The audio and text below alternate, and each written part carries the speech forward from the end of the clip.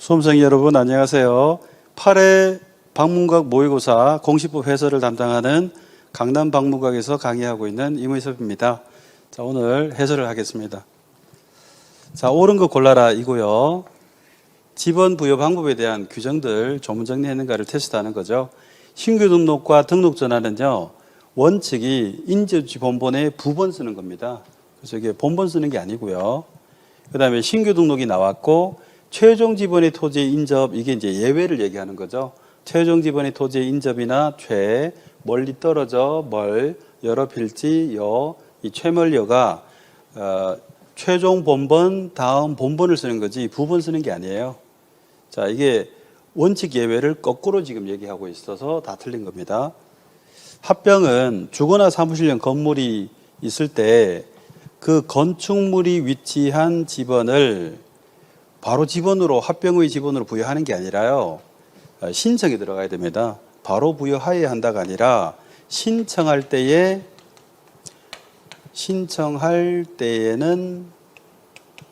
그 지번을 부여하게 돼 있고, 그러면 예외가 되는 거예요. 신청 안 하면 그냥 원칙대로 본번 중 선순위가 됩니다. 그 다음에 여기 도시개발사업 등의 준공 전에 지번 부여를 신청하면요, 사업계획도에 의해서 미리 부여할 수 있는데, 신규 등록할 때 규정을 쓰는 게 아니라 지적 확정 측량이요, 지적 확정 측량을 실시한 지역의 지분 부여 방법 규정을, 여기 준용이라는 말을 여기 쓰시면 안 됩니다. 그냥 적용, 이 규정을 적용 이렇게 얘기하셔야 됩니다. 자, 이게 법리적으로 준용이라는 용어는 다른 사안에 쓰는 거예요. 그래서 지적 확정 측량 실시한 지역에 그 지분 부여 방법 규정을 다른 사안이어서 준용하는 경우, 이게 지번 변경의 번, 행정구의 개편의 개, 축척 변경의 축, 이렇게 세 개가 있고요. 이 지적 확정 측량은 개발지에서 얘기잖아요. 그래서 도시개발 사업 등의 완공, 즉 준공 후에 지분 부여 방법을 얘기하는데, 이게 준공 전에는 그러면 어떠냐? 완공이 되기 전에 미리 지분 부여 신청을 사업계획들을 들고 와서 요청을 하면, 이게 도시개발 사업 등의 준공 전이고 후고 시점만 다르지 동일 사안이잖아. 이게 동일 사안에는 준용이라는 말을 쓰면 안 돼요. 그래서 이제 적용이라고 굳이 얘기할 수는 있고요. 조문에도 준용이라는 말이 없고, 지적 확정 측량을 실시한 지역의 지분 부여 방법 규정에 따라 이렇게 돼 있어요. 여기는 명시적으로 준용이라고 쓰고, 이거는 다른 사안에 쓰는 용어죠. 다른 사안. 그래서 이게 지번 변경, 행정구의 개편, 축척 변경은 다른 사안이니까 준용이라고, 조문을 똑같이 쓸 때 준용. 이거는 같은 사안인데 시점만 다르니까 준용이라는 말을 쓰면은 법리적으로 틀린 거예요. 그래서 그냥 적용이라 해서 준공 전에 전자를 체크하시면 되겠고, 똑같은 조문을 쓴다는 점에서는 같기 때문에 이렇게 같이 알아두시더라도 결이 다르다. 이거는 다른 사안이어서 준용, 이거는 동일 사안이어서 적용. 그래서 번개 축전하고 외우더라도 준용은 번개 축만 나왔고, 실제 시험에도 준용으로 3가지만 출제가 됐죠. 3가지만 준용이니까. 어쨌든 이래저래 다 틀렸죠.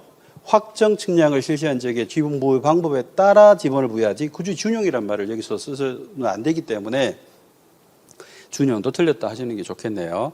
그리고 여기 행정구의 개편이 나왔고, 개가 체크되면 되겠죠. 여기 행정구의 개편의 개.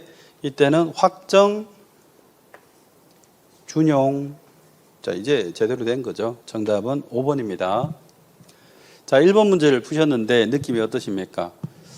맞추고 틀리고를 떠나서 이게 익숙한지 아닌지를 여러분이 스스로 체크를 하셔야 돼요. 익숙하지 않고 이게 새롭다, 아직도 함정이 걸린다, 그러면은 반복이 안 된 거예요. 여러분의 머리가 나빠서가 아니라 반복이 안 된 거예요. 저는 1년 동안 반복을 무수히 강조했습니다.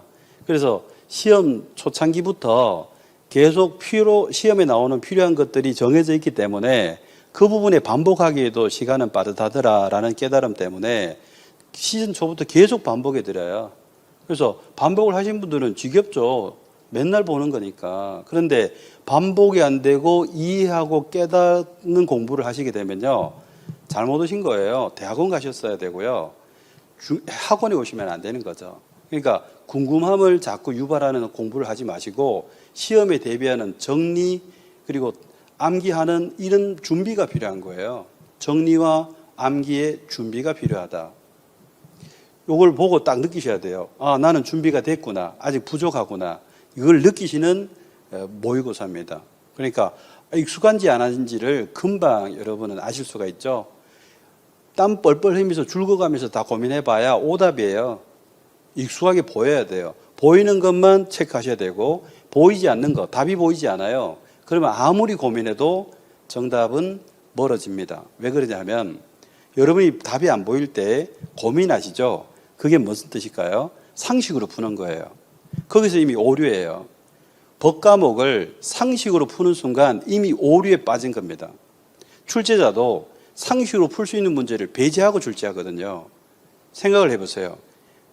복 공부하신 분도 맞추고 공부를 안 해서 상식을 동원해서도 맞춘다면 이는 변별력이 없는 문제죠. 그래서 출제자들은 늘 상식으로 풀 수 있는 문제를 다 배제하고 내는 거예요. 우리 법령에는 상식에 부합하는 경우도 있고 상식에 부합하지 않는 경우도 있어요. 혼재하고 있어요. 하지만 상식에 부합하는 문제들을 배제하고 변별력을 가리는 문제로 내는 겁니다.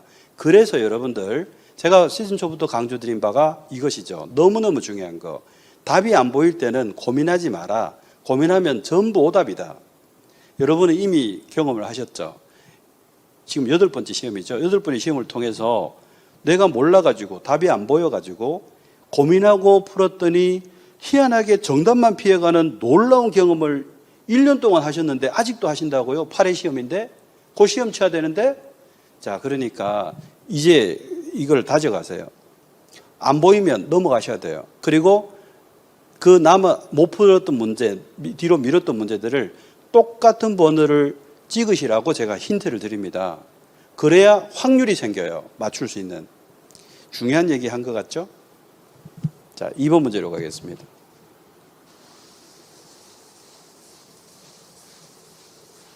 토지대장과 경계점 자별등록부의 공통등록사항에 해당하는 것을 다 골라봐라. 아니, 어떻게 이런 문제를 낼 수가 있지라고 생각하시는 분이 계신가요? 저하고 같이 암기법으로 키워드 정리하신 분들은요, 누워서 떡 먹기죠. 토지대장의 등록사항을 13가지로 저하고 정리하신 거예요. 고, 도, 장, 소, 지, 목, 축, 소, 면, 사, 등, 지, 용. 이 13글자 키워드로 기억한 겁니다.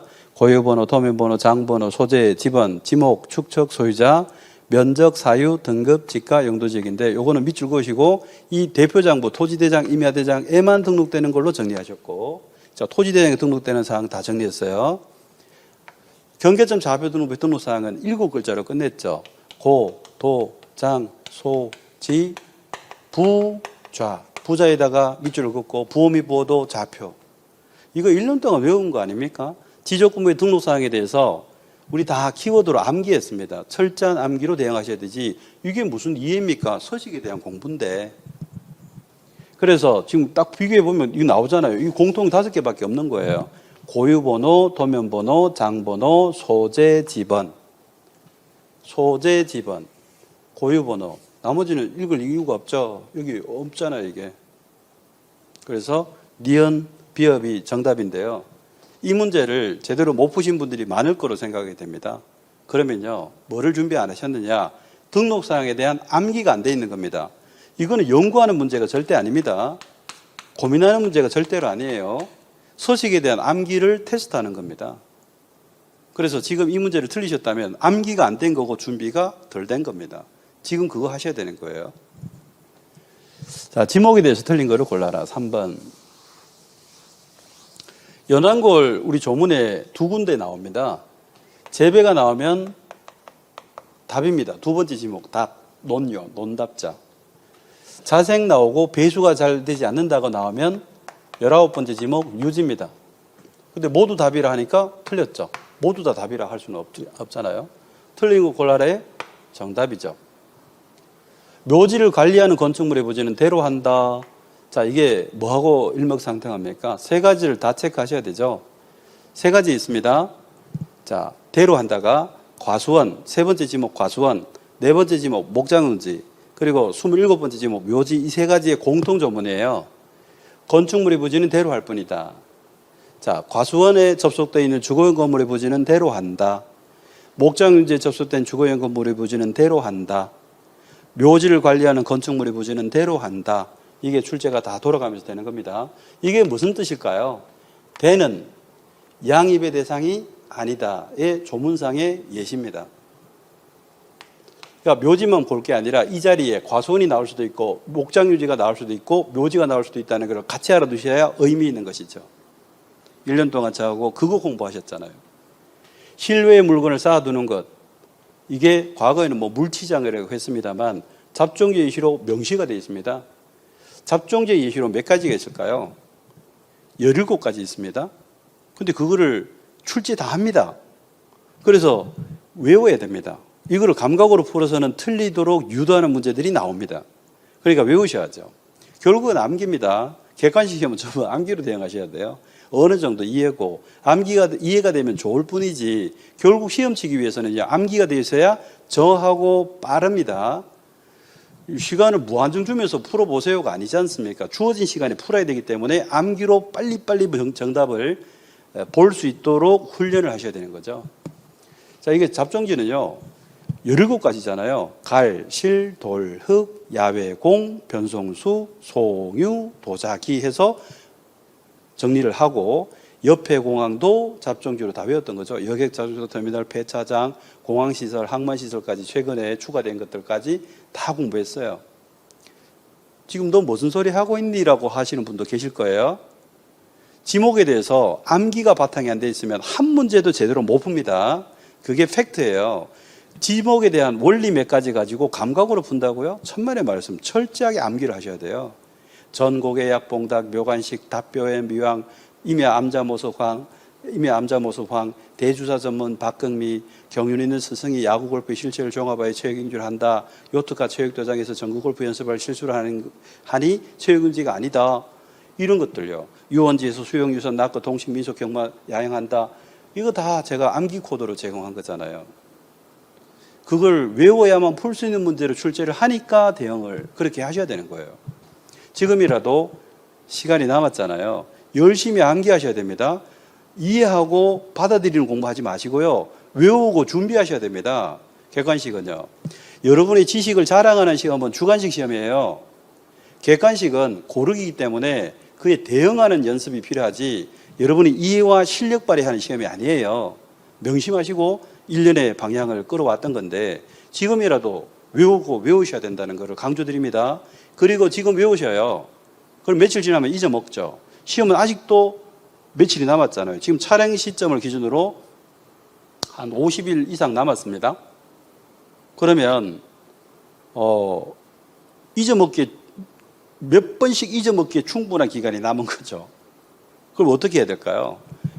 외우고 잊어먹고 그거 반복이잖아요. 여러분 경험했잖아요. 여태까지 살아오면서. 그래서 포스트잇 활용하세요. 외울 거 열심히 외우고요. 며칠 지나면 기억이 흐려지니까 암기사항에, 단순 암기사항에 시험 직전에 꼭 다시 보고 가야 되겠다 하는 것들은 포스트잇을 붙여두시고 이때 포스트잇 쓰는 거예요. 포스트잇 붙여두시고 시험 전날 다 떼면서 확인하고 가셔야 돼요. 그래야 암기사항의 문제를 정확하게 빨리 캐치하는 겁니다. 자, 이거 전부 하나하나 그냥 푸는 문제들이 아니고 전부 암기가 베이스에 깔려 있습니다. 이해로 풀 수 있는 문제 한 문제도 없다는 거 명심하십시오. 자, 학교용지 안에 있는 유적지는요, 사적지에서 제외한다라고 돼 있죠. 이것뿐 아니라 학교용지, 공원, 종교용지 3가지가 있어요. 문화재가 있는 곳에, 유적, 고적, 기념물 등의 문화재가 있는 곳에 부지는 사적지가 맞지만 학교용지나 공원이나 종교용지 안에 있는 문화재가 있는 곳의 부지는 사적지에서 제외한다. 이렇게 돼 있죠. 암석지 자갈당, 임야다. 암자, 모습, 황은 임야에 있는 암자의 모습이 황이다. 암석지, 자갈당, 모래땅, 습지, 황무지. 다 외우고 계셔야 됩니다. 이해하는 게 아니에요. 자갈땅을 어떻게 임야라고 모래땅, 습지, 황무지 이런 것들이 다 출제가 됐는데 임야라고 연결하기 많이 힘들었죠. 그리고 최근에는 이것도 나왔어요. 임야의 예로 요 5가지는 이해를 외우지 않으면 못 풀기 때문에 제가 암기 코드로 만들었고 두 문자 따서 암자의 모습이 황이다. 임야에는 암자의 모습이 황이다 그랬지. 중림지하고요. 수림지, 중림지가 있어요. 2개가. 근데 이거는 안 속을 수 있죠. 림자 보고 임야라고 유추할 수 있지 않습니까? 그리고 최근에 중림지를 답이라고 출제를 했죠. 답이 아니라 임야잖아요. 그죠? 중림지 임야입니다. 임야, 임야, 임야.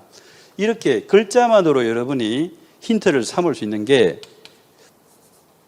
대표적으로 요거는 반드시 기억을 해두세요. 시험에 이게 여러 번 나왔는데 끝까지 헷갈려 하시는 분들이 많아요. 묘지도 27번째 지목이고 공원도 22번째 지목이에요.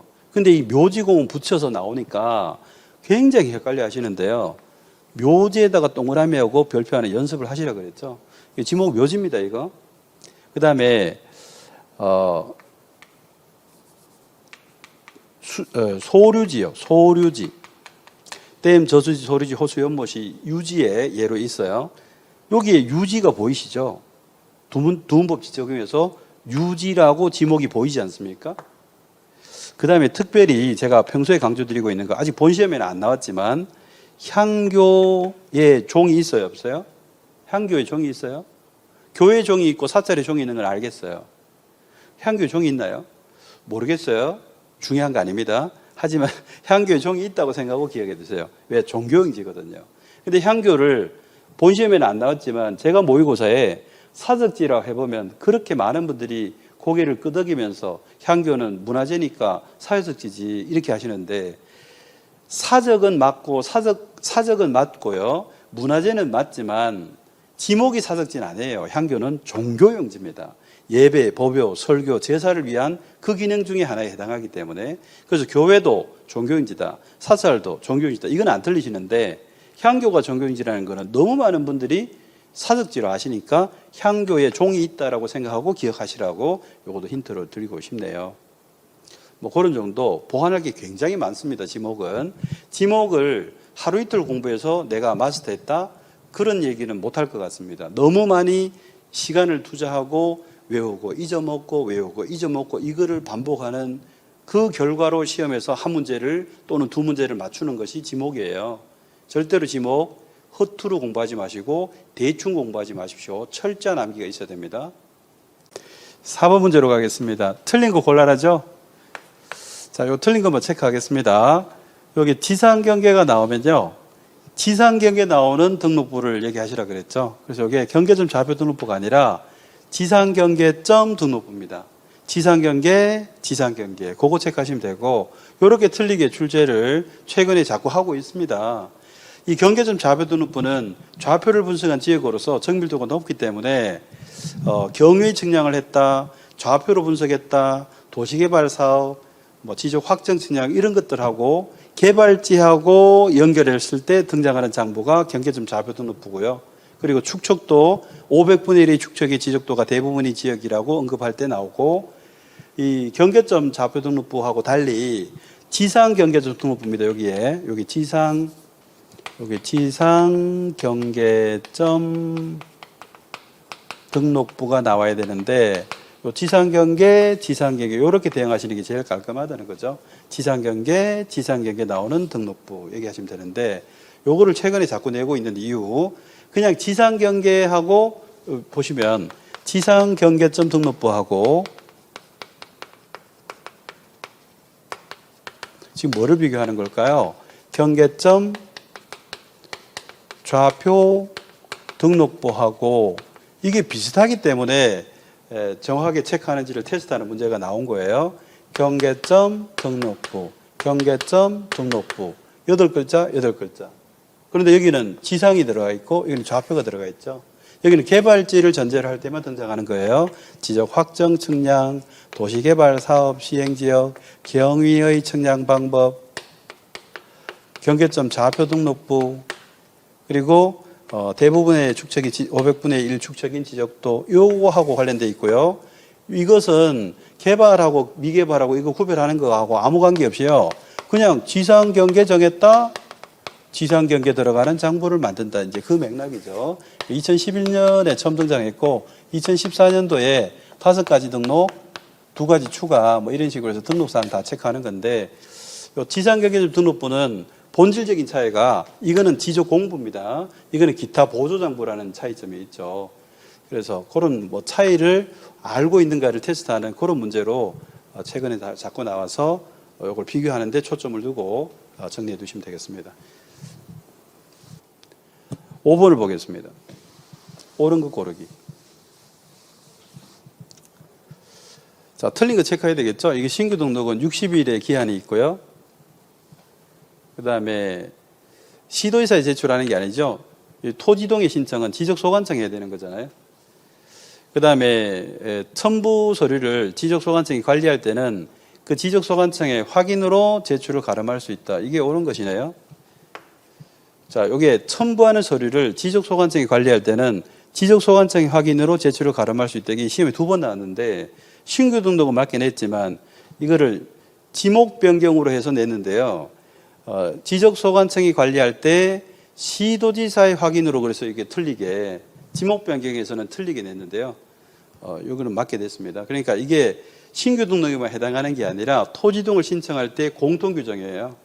그래서 어떤 토지동이든 간에 신청할 때 제출하는 서류를 지적소관청이 관리하는 경우에는 그 지적소관청에서 발급받아서 토지동 신청하면서 그 지적소관청에 제출한다. 이렇게 불편한 거 하지 말라는 거죠. 거기서 발급받고 거기로 제출하고 이거 왜 합니까 이게. 그래서 지적소관청이 관리할 때는 확인하면 제출한 걸로 간주해 줄게.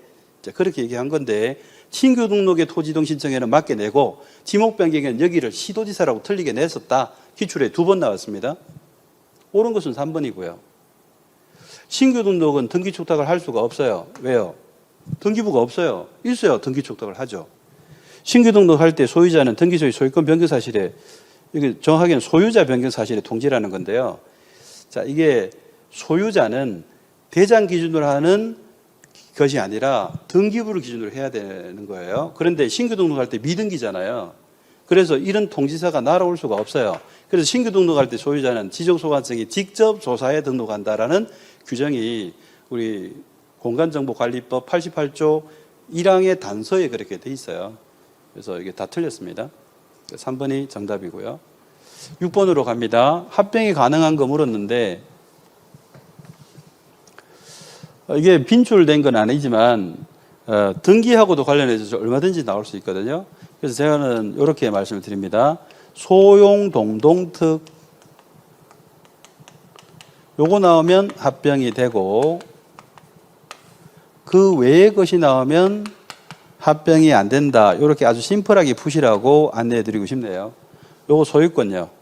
용의권, 지상권, 지역권, 전세권, 임차권. 용의권자가 누군지 날짜가 어떻게 되는지 볼 것도 없어요. 용의권 나오면 100% 합병이 됩니다. 그 다음에 요거는 동일한 저당권이고요. 동일한 요게 신탁등기입니다. 요 동일한 신탁등기가 최근에 들어왔습니다. 2020년 8월 5일자로 들어왔는데요. 가장 최근에 이게 들어온 거라 이것 때문에라도 낼 가능성을 저는 보고 싶네요. 요 특례인데요. 하필 등기를 대장상 합병 등록 절차를 마친 경우 요게 특례에서 언급하는 전제예요. 대장에 이미 합병 등록이 되어서 하나로 되어 있으면 하필 등기도 해줄게라고 특례를 줬다라는 거죠. 그래서 이걸 특례의 특자를 땄지만 특이라고 나오지는 않고요. 합병 등록 절차를 마친 후 대장상 토지 합병 등록 절차를 마친 후 이렇게 나와요. 그러면 이거는 특례니까 되게 해주겠다 이런 결론이 나오는 거죠. 어쨌든 이 5가지 소용 동동특이 나오면 합병이 되고 이외의 것이 나오면 합병이 안 된다라고 아주 심플하게 푸시라고 말씀을 드리는데 저기는 소유자가 갑이고 A고 여기 소유자가 B예요. 소유자가 다르면 남의 토지인데 어떤 이유로 합병이 됩니까 이게? 안 되죠 이건. 자, 하나는 지상권 요거 용익은 되는데 저당이 안 됩니다. 요거 동일한 저당 그랬어요. 합병 대상 토지 모두의 같은 날짜로 저당 잡은 학문적으로는 창설적 공동저당 그러지만 우리 법령시험에서 학문적인 표현이 안 나와요. 그래서 창설적 공동저당 이런 표현을 쓸 수가 없어요. 법에는 뭐라 돼 있냐? 등기원인 연월일 접수번호가 동일한 저당권 이렇게 돼 있거든요. 그거 이제 키워드 동일한 저당권에 동 이걸 딴 거예요. 동일한 저당권, 동일한 신탁. 자, 그래서 그냥 저당은 아니지 않습니까? 이거 보고 이거 때문에 합병 안 되겠는데 동일한 저당이 아니잖아요. 자, 그다음에 저당이고 A의 저당, B의 저당이 있어요. 지금 동일한 저당이 아니죠. 그거 안 됩니다, 이게. 동일한 저당이 아니니까 안 됩니다. 그 같은 A의 저당, A의 저당이거나 B의 저당, B의 저당이거나 동일하고 날짜도 같아야 돼. 그게 제 창설적 공동저당인데요. 다르니까. 그 다음에 하나는 지상권이고 하나는 전세권이에요. 어느 것이든 다 용익이죠. 제가 아까 무슨 말씀드렸어요? 용익이 나오면 어떤 용익인지, 용익권자가 누군지, 날짜는 선후가 되는지 이런 거 안 봅니다. 용익이 나오면 무조건 합병이 됩니다. 합병이 가능한 거 골라라고 했으니까 4번. 소용 동동특의 용이니까 되는 겁니다. 가압류는 여기 없죠. 여기 가압류가 어디 있습니까? 이거 보고 안 된다 하시면 돼요. 요거는 뭐 가능하지만 여기 안 됩니다. 다 안 되는 거를 체크하는 거죠. 소유자가 달라서 안 되고 저당 잡혀 있는 토지는 합병 대상이 아니고 만약에 동일한 저당이면 되지만 동일하지 않아서 안 되고 가압류 걸려 있는 토지는 여기 없으니까 안 되고 뭐 이렇게 좀 빨리 보셔야 돼요. 지금 아직 연습이 안 되신 분도 계실 텐데 요 가압류를 실제로 출제했고 그냥 저당도 출제했고요. 그냥 저당 여기 해당하지 않아요. 동일한 저당권은 합병이 됩니다. 뭐 그런 정도로 그 동일한 신탁 등기가 최근에 개정된 것으로 출제할 가능성을 보고 싶어서 이런 문제를 출제하시지 않았나 생각을 하네요. 지적은 다른 쌤이 출제했지만 제가 지금 풀이를 하는 겁니다. 어쨌든 소용 동동특 합병이 된다 이렇게 이제 푸시고 문제를 풀면서 연습을 좀 해보시면 어려워 보이지만 의외로 쉽게 풀 수 있는 여지가 충분히 있어요. 그래서 놓치지 마시라고 제가 말씀을 드리고 싶네요. 7번 문제입니다. 지목의 표기가 옳은 것 그래서 이런 문제 나오면 몰라서 틀리시는 분 한 분도 제가 못 본 것 같은데요. 다 실수해서 틀리셔요. 그래서 제가 드리고 싶은 말씀은 지목의 부호, 차문자 부호 4가지를 아는가를 묻는 문제거든요. 뻔하죠. 4가지를 아는가를 묻는 문제인데 이거를 틀리면 안 되지 않습니까? 4가지만 알면 되는데 그래서 그거를 적으시라는 게 적자 이거를 저는 강조드리고 싶어요. 어디 적어요? 시험지에 여러분 시험지에 적으셔야 돼요. 이게 제일 중요하다. 자 이렇게 적으셔야 돼요. 공장, 용지장, 주차장, 차, 하천, 천, 유원지, 원 이렇게 적으셔야 돼요. 이거를 장차천원 또는 뭐 차장천원 이렇게 외우시는 분들이 있는데 정말 우려스럽습니다. 그렇게 외우시는 것은 시험에 전혀 도움이 안 됩니다. 여러분이 그렇게 장차천원으로 외우시는 것을 출제자가 알고 이렇게 출제했던 거예요. 20회 때, 29회 때, 30회 때 전부 이렇게 내기를요. 목장용지의 부호는 장이다. 이렇게 3번이나 냈던 거예요. 근데 장차천원으로 기억했다고요? 그럼 장자가 눈에 확 들어버리잖아, 이게. 그러니까 이걸 틀렸다는 걸 모르신다는 거죠. 내가 장차천원으로 외운 거는 내가 편하자고 외운 거예요. 시험에 1도 도움이 안 되는 거예요. 이렇게 외우는 것이 오히려 외운 게 아니라 독이 되는 거잖아요, 시험에. 이거를 맞다고 체크할 텐데. 자, 그래서 공장용지장 이렇게 외우셔야 되지 장차천원 외우시면 안 돼요. 공장용지가 장이다. 주차장이 차다. 하천이 천이다. 유원지가 원이다. 이렇게 번거로워도 하셔야 시험에 도움이 됩니다. 공장유지 장이라고 외우신다면 목장유지를 장이라고 하지는 않겠지. 이건 목인데 여기 없는 거는 다 두 문자잖아요, 부호가. 자, 일단 적으시고 그 다음에 찾아서 표기를 하시는 겁니다. 저기에 뭐가 보여요? 유원지가 원이고요. 주차장은 차라고 지금 체크했죠. 이 4개 중에 해당하는 게 이거밖에 없고 나머지는 다 두 문자라는 거잖아요. 그걸 동그라미 하셔요. 이게 표시하는 거죠. 적고 찾아서 동그라미 하기. 차문자에 해당하는 것 차문자에 동그라미. 거기 없는 것들은 다 두 문자에 동그라미. 그리고 이제 비교하는 거죠. 그러면 관광 옳은 거 골라라. 뭐 옳은 거 정답이고요. 이거 목인데 장이다 틀렸고 원인데 유다 틀렸고 차인데 주다 틀렸고 철인데 도다 틀렸고 이렇게 푸셔야 되겠죠. 자, 뭐가 제일 중요하다고요? 적으셔야 돼. 적으시면 실수할 확률은 제로로 떨어진다고 저는 봅니다. 적어놓고도 틀리시면 뭐 어쩔 수가 없겠지만 그분이 잠을 못 주무셨거나 뭐 그 정도 아닐까요? 이거 적어놓고 왜 틀리겠습니까, 이거를? 그러니까 반드시 적으시라는 게 중요한 거예요. 외우시는 것보다 이게 더 중요한 거예요. 적으시고 실수 방지하시라는 거. 한국산업인력공단의 통계를 말씀드릴게요. 해마다 지금 4, 5년 전에 통계니까 지금은 더 늘어났을 거예요. 해마다 한 문제 차이로 떨어지시는 분이 평균 8,000명이었어요. 지금은 그때보다 훨씬 응시자가 높기 때문에 엄청나게 많은 거죠. 만약에 이 한 문제 실수해서 틀렸다 해보세요. 이거 4개 알면 되는데 이게 뭐가 어렵습니까? 이론적으로 어려운 게 하나도 없죠. 그래서 이거를 적고 푸시는 요령이 필요한 거예요. 이거를 아는 게 중요한 게 아니라 문제 푸는 방식이 중요하다니까요. 그래서 적고 체크하면서 푸시라고 제가 힌트를 계속 드리고 있습니다. 철저하게 외우시고 적고 풀자. 자, 지적공부의 복구 자료가 아닌 것, 이거는 실제로 2번 출제가 됐는데 이거는 무슨 자료가 필요한지 외우지 마시고요. 이걸 보세요. 여기 계획서가 보이죠? 계획서를 복구하면 계획대로 일이 진행되던가요?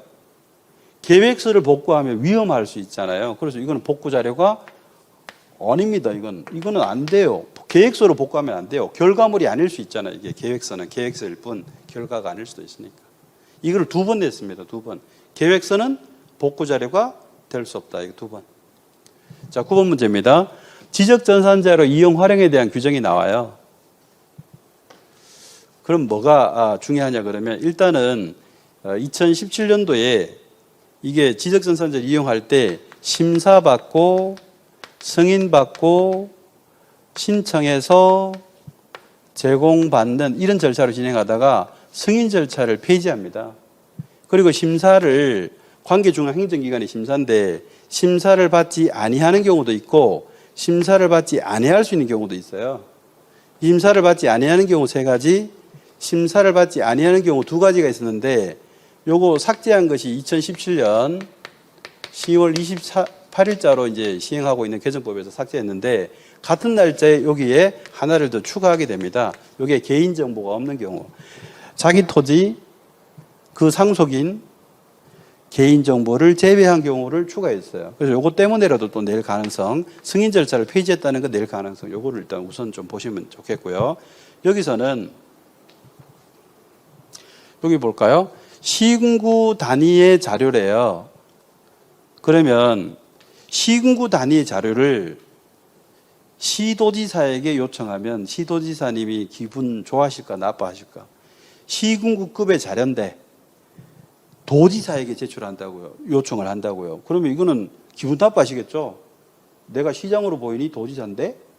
그런 느낌으로 기억하시라고요. 그래서 이거 해당이 없어요. 그래서 틀린 거는 뭐 눈에 보이죠? 자, 이게 3가지가 있는데요. 전국 단위일 때는 국토부 장관, 시도지사, 지적소관청, 전국 단위 자료니까 다 요청할 수 있어요. 시도 단위 자료는요, 누가 기분 나빠하실 것 같아요? 그런 느낌으로 기억하시라니까. 시도급의 자료인데 장관님에게 요청하면 장관님이 좀 기분이 안 좋아하실 것 같아요. 시도급의 자료를 장관에게 요청한다? 안 되고요. 시도지사 또는 지적소관청이에요. 그리고 시군구의 자료, 시군구 단위 자료예요. 그러면 이번에는 장관님 말고 도지사도 기분 안 좋아하셔요. 그래서 지적소관청에만 신청할 수 있는 겁니다. 그런 뉘앙스로 기억하시라는 거고요. 여기에 심사를 받지 않은 경우 3가지, 받지 아니하는 경우 3가지, 다 기관장이에요. 기관장이 심사 안 받으니까. 그리고 요거잖아요. 요 상속인이 하나 나와 있는데 요거 3가지 중에 자기 토지, 상속인, 그리고 하나 추가된 게 개인정보를 제외한 거기까지 알아두시면 제일 좋죠. 관계중앙행정기관의 심사다. 요것도 관계라는 말을 빼면 안 돼요. 아무 장관의 심사를 받는 게 아니거든요. 중앙행정기관이 장관이잖아요. 그래서 관계라는 말이 있어야 돼. 그래, 예를 들어서 내가 지적에 관한 전산자를 이용해서 교육에 쓰려고 그래요. 그럼 교육 관계되는 장관, 교육부 장관의 심사를 받는 거예요. 만약에 내가 토지에 관한 전산자를 이용해서 토목공사에 쓰려고 그래요. 그럼 토목 관련되는 게 국토교통부잖아요. 그러니까 그 관계중앙행정기관의 장관, 그때는 국토교통부 장관이 되는 거예요. 그러니까 이 말을 빼면 안 되지. 아무 장관에게 심사를 받는 게 아니니까 관계중앙행정기관이 심사를 받는다. 그것도 눈여겨보셔야 되는 부분이에요. 자, 10번에 면적 측정하는 경우로서 옳은 거를 골라라 해서 자, 저하고 이제 제요약 집에 보면요. 경합지지 말 행위도 현면하지 않다. 그래서 지적학 교과서까지 찾아서 제가 면접 측정하지 않는 경우 10가지를 정리했는데 그중에 이게 다 들어가 있어요. 합병 덧셈만 하고 면적 측정 안 해요. 경계보건 측량도, 지적 현황 측량도, 지목 변경도. 근데 이 2가지는 예외는 있습니다. 원래는 측정하지 않지만 예외적으로 그 결과에 대해서 의구심이 들 때 측정하는 예외도 있지만 원칙적으로는 측정하지 않아요. 근데 분할은요. 보세요. 그냥 느낌으로 아셔야 돼요. 이게 토지가 이렇게 분할이 되잖아요. 이렇게 10번지인데 이렇게 분할되고 10의 1이라고 그러거든요. 여기에 면적과 여기에 면적을 이거 구해봐야 됩니까? 안 그러면 딱 보면 압니까? 뭘 딱 보면 압니까? 측정해봐야지. 그러니까 분할은 측정해야 되는 거잖아요. 당연하죠. 당연하죠. 자, 그 다음에 11번. 너무 쉬운 거죠. 검사를 받지 않는 측량이요. 지적 측량인데 검사를 받지 않는 거. 저하고 어떻게 배웠어요? 현경위는 검사받지 않는다. 지적 현황 측량의 현, 경계보건 측량의 경. 이거를 우리 시험에 한 4번 정도 물었어요. 이 2개 검사 안 받는다고. 그 중에 하나 찾으면 되죠. 현경위 찾으시면 돼요. 현경위. 자, 12번. 중앙지적위원회의 심의 의결 사안에 해당하는 것을 모두 골라라.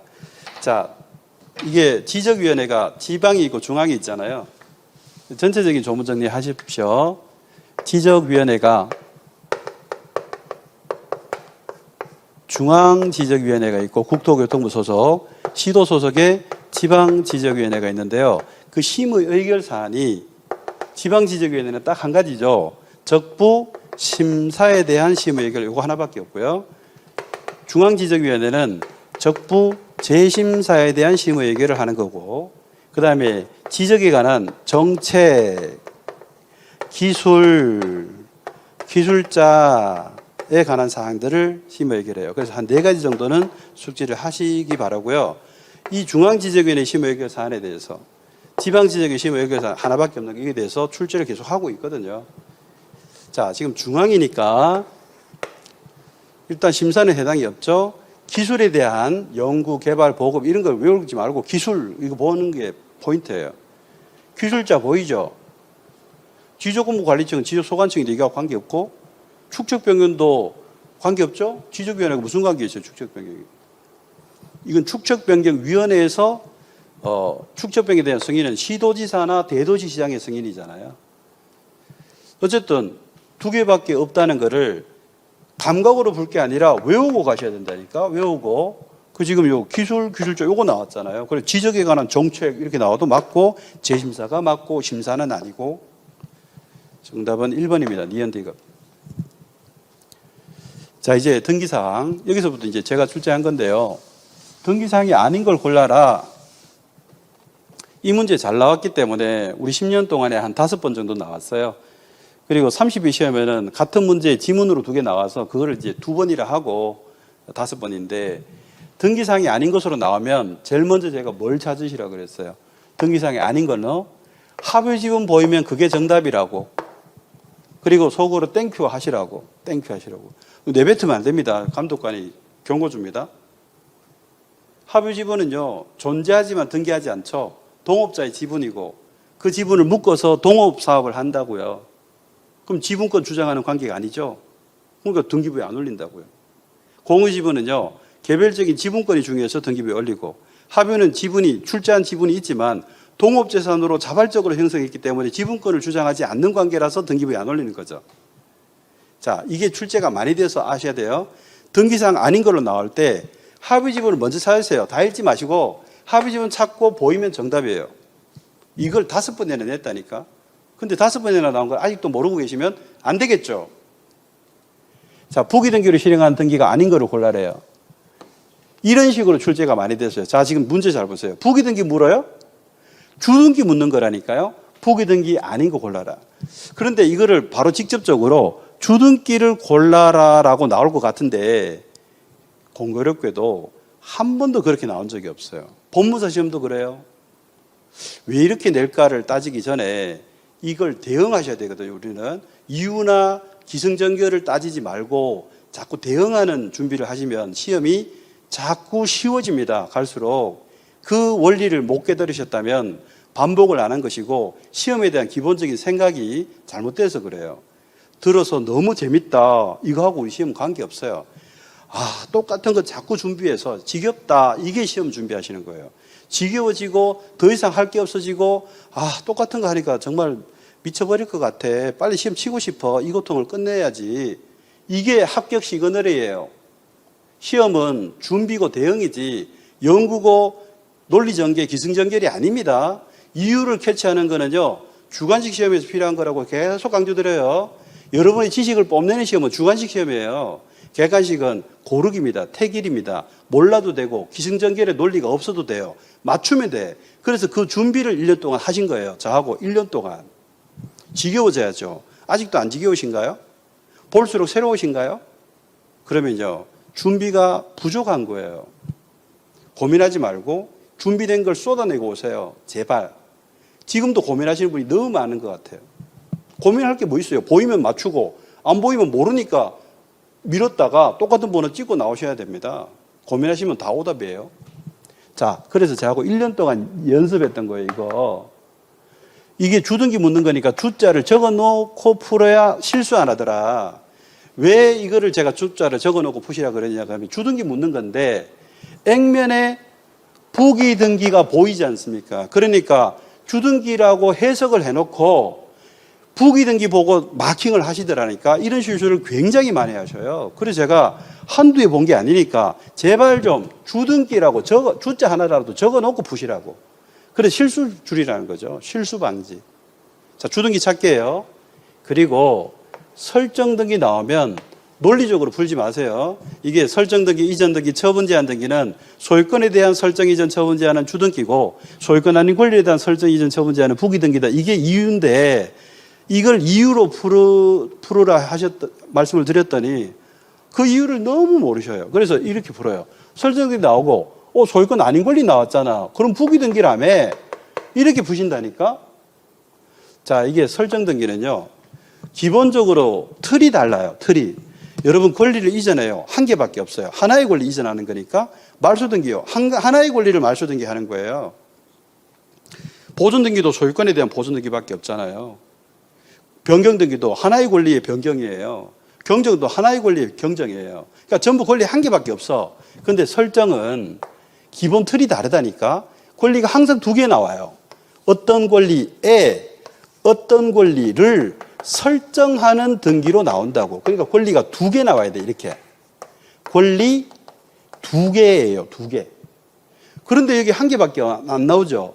그건 왜 그러냐. 여기에 소유권 아닌 권리가 이렇게 있는데 이 앞에 가장 기본 베이스 권리인 소유권이 생략이 된 거예요. 그래서 소유권 아닌 권리 한 개만 나오는 거야, 이게. 그러면 이 앞에 소유권 아닌 권리가 나오면 이거는 생략이 안 되죠. 이거 생략하면 소유권 생략으로 할 테니까. 그래서 두 가지 모습이 있는데 소유권 적어도 되지만 보통은 다 생략해요. 가장 기본 베이스 권리니까. 그리고 소유권 아닌 권리, 소유권 아닌 권리, 설정 등기 이렇게 나온다고요. 그래서 설정 등기는 소유자가 설정해 주거나 소유권 아닌 권리자가 설정해 주거나 어떤 권리에 어떤 권리를 설정할 이런 틀을 가지고 있어요. 근데 하나밖에 안 보이는 거는 소유권 생략. 이거는 소유권 아닌 권리. 그래서 예를 들어 이런 거 어떤 거죠? 지상권에 대한 저당권 설정, 전세권에 대한 저당권 설정, 전세권에 대한 전세권 설정을 줄여서 전전세 그러죠. 자, 이게 권리 두 개가 이제 보이셔야 돼요. 그런데 여기는 한 개밖에 없잖아요. 그러면 이게 뭐가 생략된 거라고요? 앞에 소유권 생략된 거라고 이게. 그 소유자가 설정해 주니까 주등기라는 논리인데 이걸 이렇게 푼다고요. 지상권 소유권 아니잖아. 부기 등기라며 왜 갑자기 주등기가 나오지? 납득이 안 됩니다 하고 하는 질문을 17년 동안에 정말 어마어마하게 많이 받았습니다. 그러니까 이거를 제가 설명을 드리고 납득을 못 하겠다고 틀리고 또 설명해 드리고 틀리고 그거를 무수히 반복하다 보니 저는 이제 이런 설명을 이제 못 하겠다고 판단하게 됐어요. 그래서 이런 설명해 봐야 틀리시니까 안 틀리도록 해야 되겠다 해서 제가 이제 내린 결론이 이거였어요. 그래서 제가 자고 공부하신 분들은 이미 알고 계시죠? 설정 등기 나오면 일단 밑줄을 그어라. 그래 둘 중에 하나잖아요. 그럼 보시면 소유권 아닌 권리가 한 개 있거나 소유권 아닌 권리가 두 개 있거나 둘 중에 하나잖아 지금. 항상 이 둘 중에 하나라니까요. 그 소유권 아닌 권리가 한 개면 소유권 아닌 권리요. 이 소유권 적어도 체크하시면 안 돼. 보통은 안 적히지만 소유권 아닌 권리 한 개면 한 글자 주등기라는 뜻이에요. 소유권 아닌 권리 두 개면 두 글자 북이 이 글자 수대로 소유권 아닌 권리의 개수를 매칭하시면 절대로 안 틀린다라는 힌트로 푸시라고 제가 지금 권유해 드리고 있죠. 이 힌트로 푸신 분들은 제가 아직까지 한 문제도 틀리신 분이 없는 걸로 제가 체크가 되더라고요. 이거는 나름 효과가 있다는 거죠. 다시 이유는 설정 등기, 이전 등기, 처분 제한 등기는 소유권에 대한 경우에는 주등기, 소유권 아닌 권리에 대한 경우에는 부기 등기고 그게 맞지만 이거 이론 설명 떠나서 설정 등기만큼은 이렇게 푸셔야 간명하고 정확하다고 제가 말씀드리겠네요. 그래서 소유권 아닌 권리 개수로 대응하십시오. 자, 설정 등기 나왔죠? 소유권 아닌 권리 한 개, 소유권 아닌 권리 두 개, 한 글자 주, 두 글자 부기 이렇게 끝내셔요. 그리고 누가 물으면 왜 저게 지상권 설정이 주등기냐 그러면 소유권 아닌 권리 한 개 있잖아. 그럼 누가 그런 얘기 하더냐? 이미섭이가 그랬다. 그런 또 답변을 하시면 제가 이 또 많이 또 답변을 달아야 됩니다. 너무 피곤한 일이에요. 그래서 제가 말씀드려요. 이걸 여러분 맞추는데 힌트로 삼으시지 이유라고 설명하지는 마세요. 그래서 이게 왜 주등기야? 소유권 아닌 권리 한 개잖아. 소유권 아닌 권리 한 개잖아. 누가 그랬냐? 이미섭 그러지 마시고 그냥 미소를 지으면서 그런 거 있어. 이렇게 하고 마세요. 제발. 자, 주등기 골라라. 정답이고요. 이전 등기. 자, 아까 서리처제 그랬죠? 여기 처분 제한이 처제예요. 처제. 서리처제, 소주 외부 이렇게 제가 암기 코드 만들었는데 제 암기 코드를 하신 분은 너무 쉽지만 암기 코드 모르시는 분들은 모를 테니까 자, 이전 등기는 소유권 이전은 주등기고 소유권 아닌 권리 이전은 부기 등기예요. 이게 소유권 아닌 권리니까 부기 등기고 약정 특약은 약자모 보고도 다 부기 등기고 이게 처분 제한 처제 소유권에 대해서는 소유권에 대한 처분 제한은 주등기, 소유권 외 권리에 대해서는 부기 등기 이렇게 들어가는 거거든요.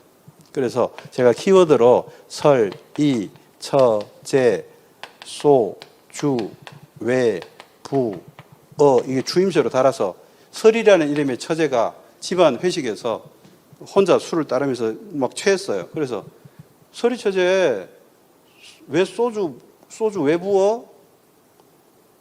취했어. 이렇게 하는 뜻이 기억하자고 제가 힌트 드렸죠. 설정 등기와 이전 등기와 처분 제한 등기는 소유권에 대해서는 주등기, 소유권 외의 권리에 대해서는 부기 등기.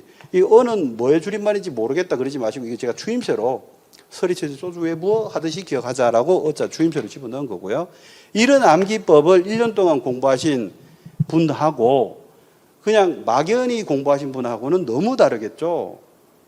자, 이 한 문제를 풀어도 내공이 느껴지셔야 됩니다. 내공이. 자, 설정 등기는 반드시 그렇게 보세요. 자, 요거는 철저한 시험 대비로 기억하세요. 이론이 아닙니다, 이게.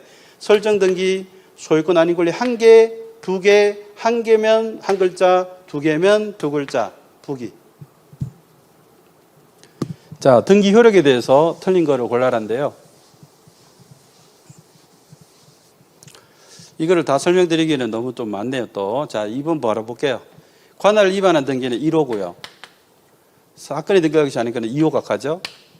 1호, 2호에 해당하는데도 자, 이거 제가 빨간색, 노란색으로 많이 구별하는 등기를 설명을 드렸는데 자, 이거 관할 위반은 1호 각하, 등기 사건 아닌 거는 2호 각하지만 등기가 각하되지 않고 됐대요. 그럼 이 등기는요, 100% 절대적, 당연, 예외 없이 무효입니다. 없다가 아니고. 자, 왜 그러냐면 관할을 안 지키면 내용을 안 봐요. 등기 사건이 아니면 내용을 안 봐요. 그러니까 실체관계 보완 여부도 안 따지고 100% 무효가 되는 겁니다. 그리고 직권말소의 대상이 되고 등기관이 직권발동을 안 하고 있으면 직권발동 하세요라고 독촉하는 이의가 들어갈 수 있다. 이렇게 연결이 되셔야 됩니다.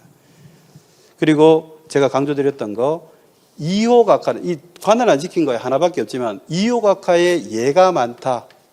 이 예를 외우고 있지 않으면 시험 문제 못 풀어요. 여러 번 출제되는 아주 비중이 높은 거죠. 2호 각하 예가 어떤 게 있습니까? 지금 바로 쭉쭉쭉 나와야 됩니다.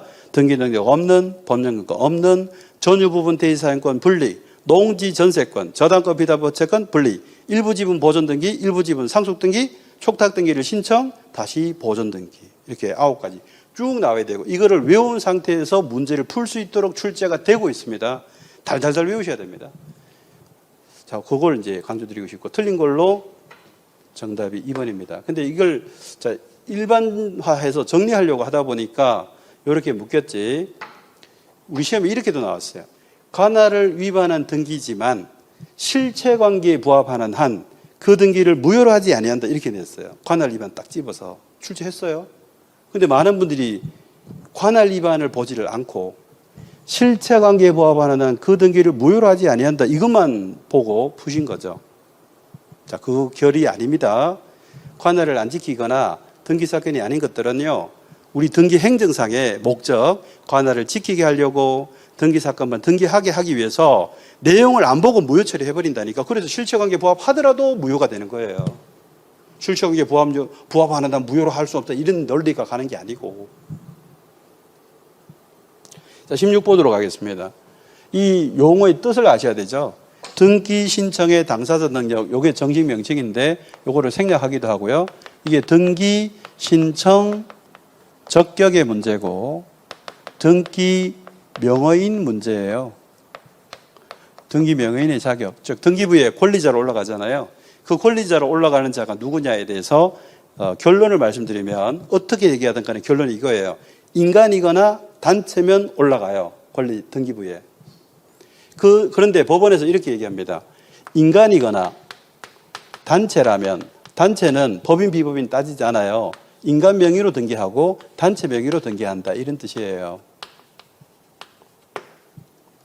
그런데 법원에서 판단하기를 이건 인간으로 볼 수 없다라고 판단한 게 태아입니다. 태아. 판례가 정지조건설의 태도로, 태아로 있는 동안에는 아직 인간으로 볼 수 없다, 이게 태도라서 태아 명의로 등기를 못하는 거죠. 나머지는 다 단체성을 인정 안 했다고 우리 법원이 판단한 건데요. 조합, 그러면 아무 말 없으면 민법상 조합이고, 민법상 조합은 단체가 아니고 동업하는 계약이에요. 아까 합의관계. 그 다음에 학교는 시설에 불과하고 단체가 아니고요. 그 다음에 읍면동리는 하위 행정 조직에 불과하지 지방자치 단체가 아닙니다. 읍면동리. 그런데 동리에 대해서는 예외적인 판례가 있고 우리 시험에 한번 나왔는데요. 대표자를 선임하고 조직으로 활동할 때는 단체성을 띠고 그런 범위 내에서는 명인이 될 수 있다는 예외가 있는데, 읍면은 그런 예외가 없고요. 요거는 예외가 있습니다. 근데 원칙적으로는 안 되는 것이고, 그 다음에 등록 안 된 사찰. 우리 시험에 전통사찰의 보존 및 지원에 관한 법률 등에 의하여 등록된 연불사가 된다라고 출제된 적이 있었거든요, 오래전에. 그래서 등록 안 된 사찰은 단체성이 없어서 안 된다라고 한 거고, 그 다음에 요거 하나, 나머지는 다 출제됐는데 요거 하나가 출제 안 됐는데 이거 하나 뺄 이유가 없어요. 6개밖에 없거든요. 우리 중개사 시험, 법무사 시험에 출제된 것이. 그래서 본부, 지부, 지회는 우리 법원에서 이거 독립한 단체성이 없다라고 결론을 내렸어요. 그래서 단체성이 없으니까 명인이 될 수가 없어요. 전부 명인이 될 수 없는 거, 자, 요거를 외우시는 게 중요하다. 태, 조, 학교, 읍, 등, 본, 안 돼요. 명의인이 안 돼요. 이렇게 외우시라고요. 태조, 학교, 읍, 등, 본 안 돼요. 태조라는 이름의 학교가 있는 읍에서 무슨 일인지 등본 발급이 안 돼요. 이런 말도 안 되는 스토리라도 외워두실 가치가 충분히 있지 않습니까? 자, 그래서 나머지는 좀 생략하고, 본부, 지부, 지회는 단체성을 인정받아 명인이 될 수 있다. 단체성이 없고요. 명인이 될 수 없어서 정답인데, 요 2번, 3번 좀 비교하시고, 2번이 민법상 조합, 그러면 이게 계약, 동업하는 계약을 얘기해요. 민법에서 얘기하는 조합은 단체가 아니라 동업 계약이에요. 그리고 이렇게 못 올리죠. 동업하려고 지분을 모아서 토지를 사고 건물을 샀는데 등기부에 소유자, 민법상 조합, 그러니까 민법상 조합을 명의로 등기, 이게 안 된다고요. 왜? 이거는 인간도 아니고 단체도 아니라니까요. 동업하는 계약이라고. 계약을 어떻게 권리적으로 올리냐 이 말이죠. 그래서 뭐라고 올리냐 그러면, 동업하자고 자본을 모아서 토지를 사고 건물을 샀어요. 등기부 어떻게 올리니? 동업재산을 등기를 어떻게 올리니? 등기부 이렇게 올라가요. 합유자, 갑을병으로 올라가요. 결국 인간의 이름으로 올리는 거예요. 이렇게 합유라는 관계를 발표해서. 합유라는 뜻을 아셔야 되죠. 합유는요, 재산을 합쳐서 가지고 있어요. 왜요? 동업해야 되니까. 자, 그런데 이렇게 올라가고 지분은 안 올리죠. 합유 지분은 존재하지만 등기하지 않는다고 아까도 했었죠. 자, 그런데 이거를 어떻게 표현하는지 아셔야 돼요. 이 사람들이 뭐예요? 동업자고요. 합유자죠. 근데 민법에서는 이거를 조합이라 그런다 그랬죠. 그러면 민법상 표현으로 얘들이 뭐예요? 조합원이죠. 조합원 전원 명의의 합유관계라고 밝혔네요. 합유관계로 등기한다 이렇게 얘기하는 거예요. 이렇게 올리는 거를. 그러니까 조합원 전원 명의의 합유로 등기한다. 이게 이해가 되셔야 되죠. 그 다음에 특별법에 의한 조합은 법인이라는 단체예요. 그러니까 법인 명의로 올리지. 그러니까 소유자 농업협동조합, 건재당권자 농업협동조합 이렇게 올리는 겁니다. 자, 국가지자체는요. 여기 지방자치단체는 단체가 보이니까 지방자치단체 명의로 소유자 서울특별시 기관번호 적고 이렇게 올리거든요. 그런데 국가가 단체냐에 대해서 여러분 헌법을 공부하시면 아시게 돼요. 국가 법인설이 통설이에요. 국가도 하나의 법적인 조직체다. 권리 주체가 될 수 있다. 이거거든요. 그런데 국가로 등기한다는 게 이게 국유 등기하는 거잖아요. 그런데 이렇게 생각하시는 분이 있는데 소유자로 올리기를 국유 등기 대한민국 이렇게 생각하시면 안 됩니다. 이렇게 올리는 거는 없어요. 등기부를 보시면 국유 등기는요. 한글로 한 글자 적습니다. 소유자 국. 대장도 마찬가지고요. 이게 국유 등기입니다. 국유 등기. 국유재산의 등기. 뭐 대한민국, 한국, 코리아, 우리나라 이런 거 없어요. 영어도 없고 한자도 없어요. 다 한글, 한 글자, 소유자 국. 이게 국유 등기의 모습입니다. 자, 17번 문제로 갈게요.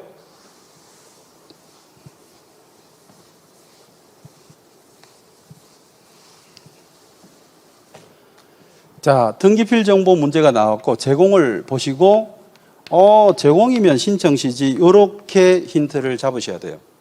이 앞에 신청이 나와 있어도 저 문장을 보고 단정하시면 안 됩니다. 왜냐하면 30회 시험에 이걸 냈어요. 등기필 정보라 해놓고 작성 통지를 얘기합니다. 그래 놓고요. 이게 이제 완료 후의 얘기잖아요. 등기 완료 후에 작성 통지하는 건데 완료가 되려면 신청이 돼야 되잖아요. 그러니까 여기도 신청시라는 표현을 써서 출제했죠. 그러면 신청할 때도 신청시고 완료 후에도 신청시가 보이니까 이게 시점이 구별이 안 되는 거죠. 다분히 악의적으로 출제를 했던 게 30회 시험이었어요. 그러니까 신청이라는 말에 속으시면 안 돼요. 여기도 신청은 신청이지만 이것도 완료 후도 신청이 있어야 가능하기 때문에 이거를 적어서 일부러 혼란을 준 거예요. 단계 시점을 착각해라는 거죠. 그런 악의적인 우리 중개사 기출문제를 보면 제가 좀 너무하다는 생각도 들지만 꼭 그래야 한다는 필요성도 저는 어느 정도 수긍이 갑니다. 왜냐하면 중개사가 이미 50만 명에 육박했어요. 몇 명 빠지는 50만 명입니다. 자격증 취득하신 분이. 그래서 진입장벽은 낮춰서 실업난 해소에 도움은 줘야 되지만 자격증을 많이 줄 수 없는 게 팩트고 사실이거든요. 그래서 과락자를 많이 양산하는 게 목적인 과목이 있어요. 공법하고 공시법이에요. 여러분 주위에서 보십시오. 민법 때문에 떨어졌다? 학개론 때문에 떨어졌다? 적어요. 오히려 대부분은 공법 때문에, 대부분은 등기법, 공시법 때문에 떨어지는 거예요. 그래서 그런 역할을 해야 되니까 이렇게 악의적인 출제를 법무사 시험에도 이런 속이는 문구를 집어넣어서 출제하지 않았는데 중개사 시험에서 이렇게 악의적으로 출제한 의도는 바로 그거예요. 자격증을 많이 줄 수 없는 게 현실이다. 거꾸로 얘기해 볼게요. 여러분들이 자격증을 취득하시기를 원합니까? 그러면 함정에 안 걸리셔야 되고요. 정확하게 그 부분을 캐치하는 능력을 키우셔야죠. 그걸 제가 말씀드린 거예요. 이게 시점을 제공을 보고 신청을 하셔야 되고 작성 통지를 보고 완료 후라고 체크하시지 이런 말에 속으시면 안 되는 겁니다. 자, 이 동그라미 한 말은 속일 수가 없는 단어예요. 신청할 때 제공하는 거고 완료 후에 작성 통지하는 거기 때문에 새로운 권리증을. 자, 그리고 신청할 때 등기필 정보를 제공하는 경우는 두 가지밖에 없고요. 법령에 있습니다. 그 나머지는 전부 제공하지 않는 걸로 체크하시면 되겠고 그 외의 것들요. 그 다음에 작성 통지하는 경우가 완료 후에 등기 예규에 보면 세 가지가 있습니다. 그리고 그 외에는 전부 다 X로 보내시면 되고, 여기 예외 아닌 경우, 작성 통지하지 않는 경우에 해당하는 그 세 가지 아닌 경우가 굉장히 예가 많거든요. 자, 이제 문제 풀면서 대응할게요. 보존 등기는 단독이기 때문에 권리증을 쓰지 않는 게 맞고요. 유증 등기는 공동이기 때문에 등기부여 정보를 쓰는 게 맞고. 자, 여기서 금방 아실 수 있는 거. 단독은 이쪽이고요. 공동은 이쪽입니다. 공동 신청할 때 등기 의무자. 근데 단독인데도 권리증을 쓰는 유일한 예외가 승소한 등기 의무자의 판결 등기 단독인 걸 우리가 1년 동안 공부했고요. 신청할 때 등기필 정보를 제공하는 경우는 공동 신청일 때의 등기 의무자의 경우와 승소한 등기 의무자의 판결 등기를 단독 신청할 때의 경우로 한정한다라고 법률에 명시가 되어 있습니다. 법과 시행령에 명시가 되어 있어요. 그 나머지는 다 X로 보내면 됩니다. 자, 그래서 상속등기 단독이라 등기필 정보를 제공하지 않죠. 단독은 다 이쪽이에요. 유일하게 승소한 등기 의무자의 단독만 제공하는 걸로 개정이 됐고 1991년에 승소한 등기 의무자가 단독 신청합니다. 이거는 개정된 거죠. 1991년에 권리증 쓰게 만들어진 거고, 단독인데도 권리증을 쓰는 유일한 예외. 판결 등기 그러면요, 승소한 등기 권리자의 판결 등기 이 원칙적인 경우로 답해야 오류가 안 생겨요. 객관식은. 그 승소한 권리자의 판결 등기 단독이라 권리증을 쓰지 않습니다. 그래서 틀린 걸로 5번이 정답. 이런 문제들 출제가 자주 되기 때문에 꼼꼼히 분석하셔야 되고요. 자, 그 다음에 헷갈리지 마시라고 바로 출제를 했어요, 제가. 18번 문제 보세요. 등기 완료 후 등기필 정보의 작성 통지. 자, 이거를 작성 통지, 등기필 정보의 작성 통지를 보고, 아, 이거 완료 후구나. 이렇게 체크하셔야 안 속을 수 있다. 이 완료도 신청이 있어서 가능하기 때문에 여기 신청시를 적고 완료했다. 이렇게 하면서 시점을 혼돈시키도록 악의적인 출제를 했다고 금방 말씀드렸죠, 제가. 그러니까 이런 단어에 휘둘리지 마시고 작성 통지가 속일 수 없는 단어니까 이거 보고 완료 후에 작성 통지하는 거지 라고 하시고, 작성 통지하는 경우 세 가지, 나머지는 다 X로 보내라. 자, 이 첫 번째는요, 세 가지 작성 통지하는 경우 세 가지의 첫 번째는 보존 등기, 설정 등기, 이전 등기 권리자를 추가하는 변경 등기할 때 등기 권리자에게 단 승소한 등기 권리자의 판결 등기를 포함하고, 자, 두 번째 설정 예전의 가등기, 세 번째 그냥 광고서의 등기 촉탁이 아니라 등기 권리자를 위하여라는 문구가 있는 경우를 제가 특정해서 강조드렸죠. 지금 제가 일일이 나열할 수 없어서 좀 빨리 했습니다만 해설에 다 달았으니까 보시고요. 어쨌든 그 세 가지를 보시고 나머지는 X를 보내야 됩니다. 말소등기랑 말소등기 저 이번 시간에 얘기도 한 적도 없죠. X입니다. 아니 한다가 맞고, 이전 가등기를 했습니다. 자, 이 세 가지 있었나요? 두 번째 얘기했죠. 설정 이전에 가등기에도 준다고. 아니 한다고 틀려서 틀린 걸로 정답이 됩니다. 채권자의 대위 등기래요. 공부한 적 없죠? 이거 X입니다. 세 가지 아니면 다 X로 보내시라니까요. 그게 객관식의 바람직한 풀이라고 저는 강조드리고 싶습니다. 주관식이면 이걸 다 적고 이유를 적고 판례 인용하고 사건 번호까지 적어야 됩니다. 그래야 점수가 나오거든요.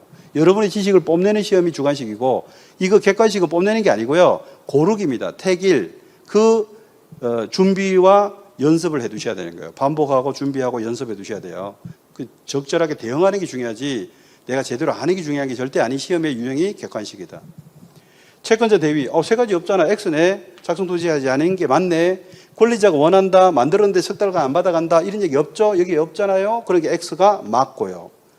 광고서가 촉탁하는 그냥 촉탁이 아니라 등기 권리자를 위하여라는 문구가 있는 광고서의 등기 촉탁이 나오면 세 번째로 있잖아요. 세 번째로. 그러니까 작성 통지한다가 맞고.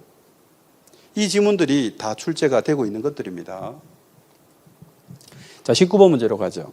등기관의 처분에 대한 이의 신청에 대해서 틀린 거를 골라라 라고 돼 있는데, 이것도 뭐 이의 신청에 대해서 우리 다 논점을 다 알고 있죠. 이의 신청은 지방법원에 하는 거지만 이의 신청서는 등기소에 먼저 제출해서 판단을 이제 한번 거쳐간다는 거죠. 등기관이 판단해서 걸을 수 있는 거는 걸러내라.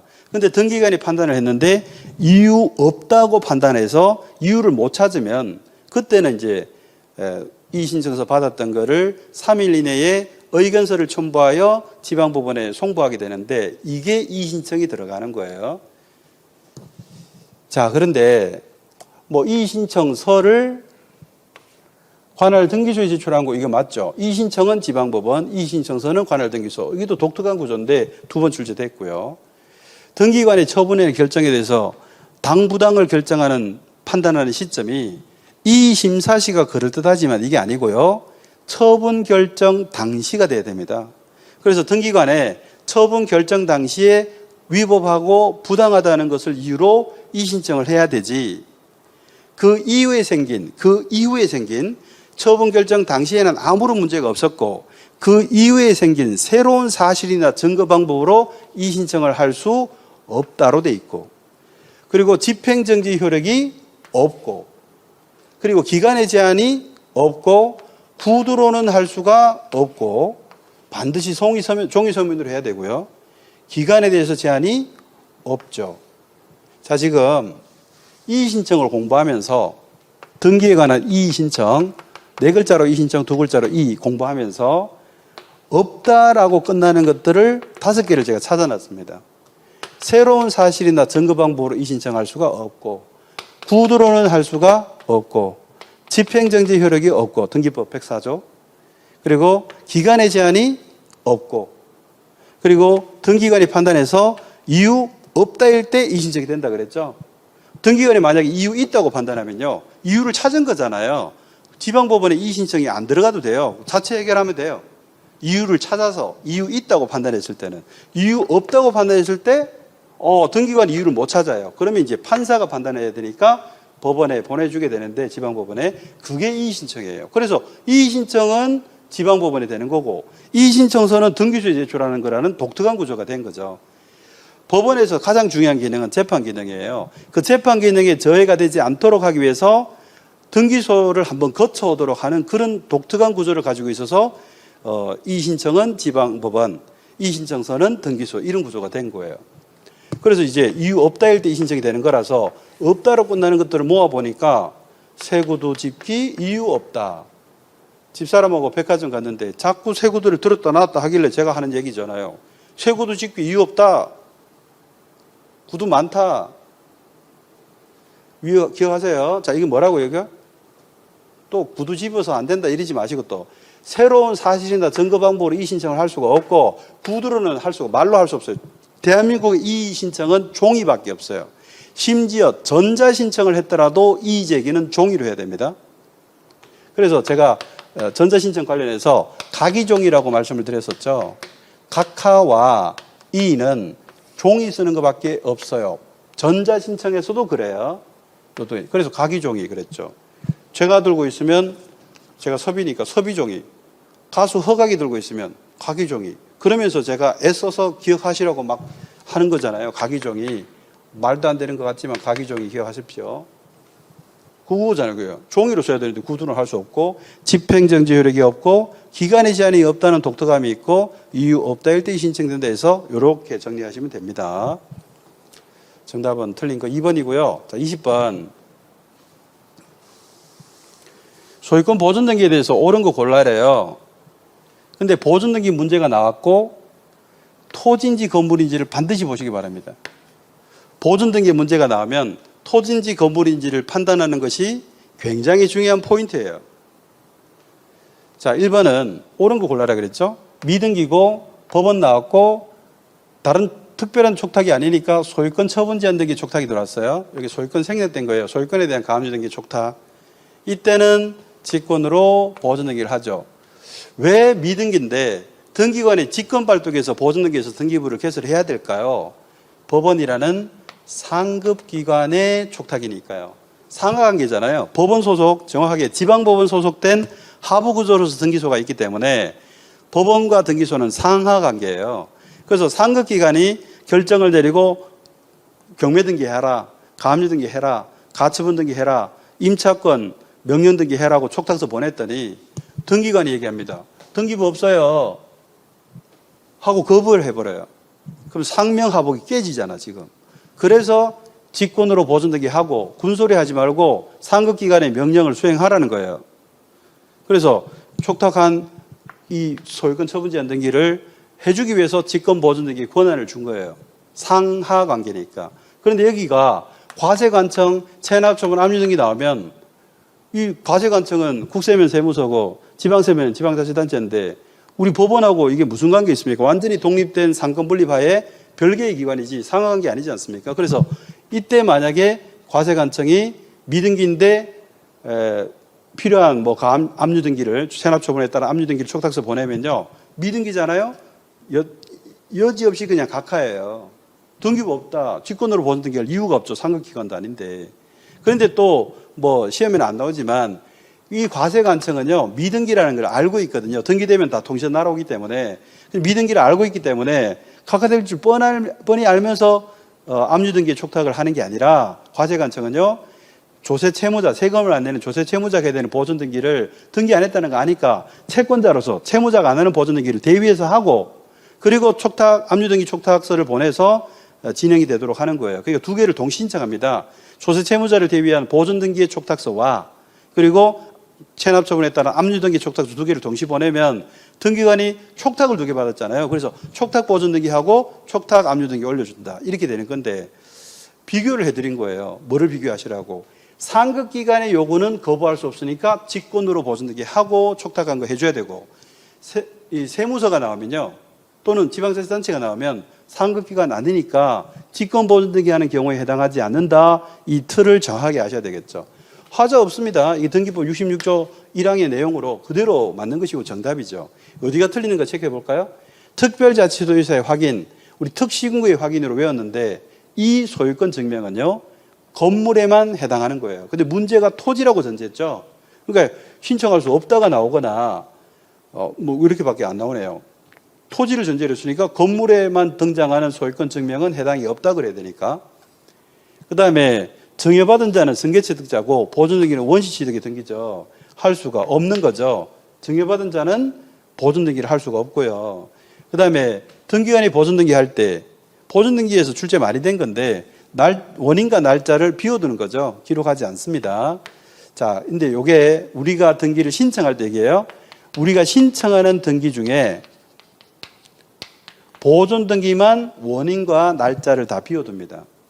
그래서 보존등기 아니면 신청하는 등기로서 원인과 날짜를 못 비워둔다는 것. 그래서 진정명예회복등기도 원인이 없지만 원인란을 못 비워두니까 등기 원인란에 진정명의회복 6글자를 적어주게 된 겁니다. 그 다음에 이 보존등기를 할 때 소유권 증명하는 수단 중에 판결이 있거든요. 이때 판결은 기능과 관계없이 최초의 소유자임이 입증이 되면 되기 때문에 종류는 상관이 없고 이행이든 형성이든 확인이든 종류는 상관없고 확정을 요할 뿐입니다. 등기할 때 쓰는 판결은 전부 확정된 판결이어야 하기 때문에 확정은 요하지만 종류는 불문이고요. 어떤 기능의 판결이든 이행 판결을 진행하다가 또는 형성 판결을 진행하다가 또는 확인 판결을 진행하다가 갑이 최초의 소유자임이 입증이 된다면 그 판결을 보존등기하는 소유권 증명으로 쓸 수가 있다. 종류는 상관이 없다. 이게 핵심입니다. 옳은 것은 1번이었고요. 자, 유주등기를 보실 텐데, 자, 유주등기에 대해서 1년 동안 저하고 정리하셨죠? 출제가 잘 되는 5가지 포인트 알고 가면 충분히 대응이 된다 그랬어요. 유주등기는 첫째, 공동신청, 그래서 권리증을 쓰고, 두 번째, 특등유저. 특정유정은 등기해야 유증의 효력. 그리고 비교하는 거, 포괄유증 그러면 등기 없이도 사망일에 유증의 효력. 세 번째는 상속 등기를 거치지 않고 실행한다는 것. 네 번째, 유류분 침해하는 등기라도 수리한다는 것. 다섯 번째가 최근에 개정된 것으로 출제가 2011년에 개정됐는데 벌써 세 번째 나왔던 중요한 부분이죠. 미등기 부동산에 포괄 수증자는 바로 보존등기하는 길이 열렸죠. 근데 특정 유증이면요, 특정 수증자는 바로 보존등기를 못하고 특정이면 상속인명의 보존등기를 유언집행자가 대위하고 그리고 유증등기에서 등기 2번 해야 되고 포괄유증도 등기 2번 하다가 2011년에 개정으로 그 밖에 포괄 승계인이라는 문구가 들어가는 바람에 포괄 승계인에 해당하는 포괄 수증자도 바로 보존등기 하는 길이 열렸다. 이제 그 부분입니다. 자, 옳은 걸 골라볼까요? 유증등기 공동이라고 권리증을 쓴다 그랬고, 특정유증은 공동신청, 포괄유증은 단독신청. 자, 유증등기는 100% 등기 신청은 공동신청밖에 없어요. 단독신청이 틀린 거고요. 옳은 거 골라라 그랬으니까 1번이 정답으로 나왔네요. 유류분 침해하는 등기라도 수리한다 그랬고 각하하지 않습니다. 미등기 부동산에 포괄 수증자가 그 명의로 직접 보증등기를 할 수 있게 된 거고 2011년 10월 13일자 시행부터요. 수증자가 여러 명이 포괄 중일 때 전원이 공동으로 해야 되고 지분만 포괄 유증 등기 할 수 있답니다. 자, 요거 관련해서 정리를 좀 해드리자면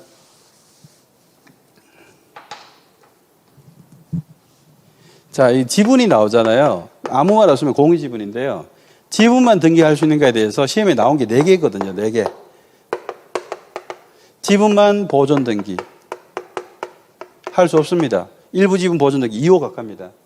보존 등기는 언제나 전원 명의로 1이 되게 해야 됩니다. 그 다음에 상속 등기도 마찬가지입니다. 자, 대한민국 모든 등기를 통틀어서 보존 등기와 상속 등기는 지분은 못 하고요. 누가 하든 몇 명이든 상관없이 1이 되는 전원 명의 등기만 수리해 주는 게 딱 2개밖에 없어요. 이 2개는 항상 전원 명의로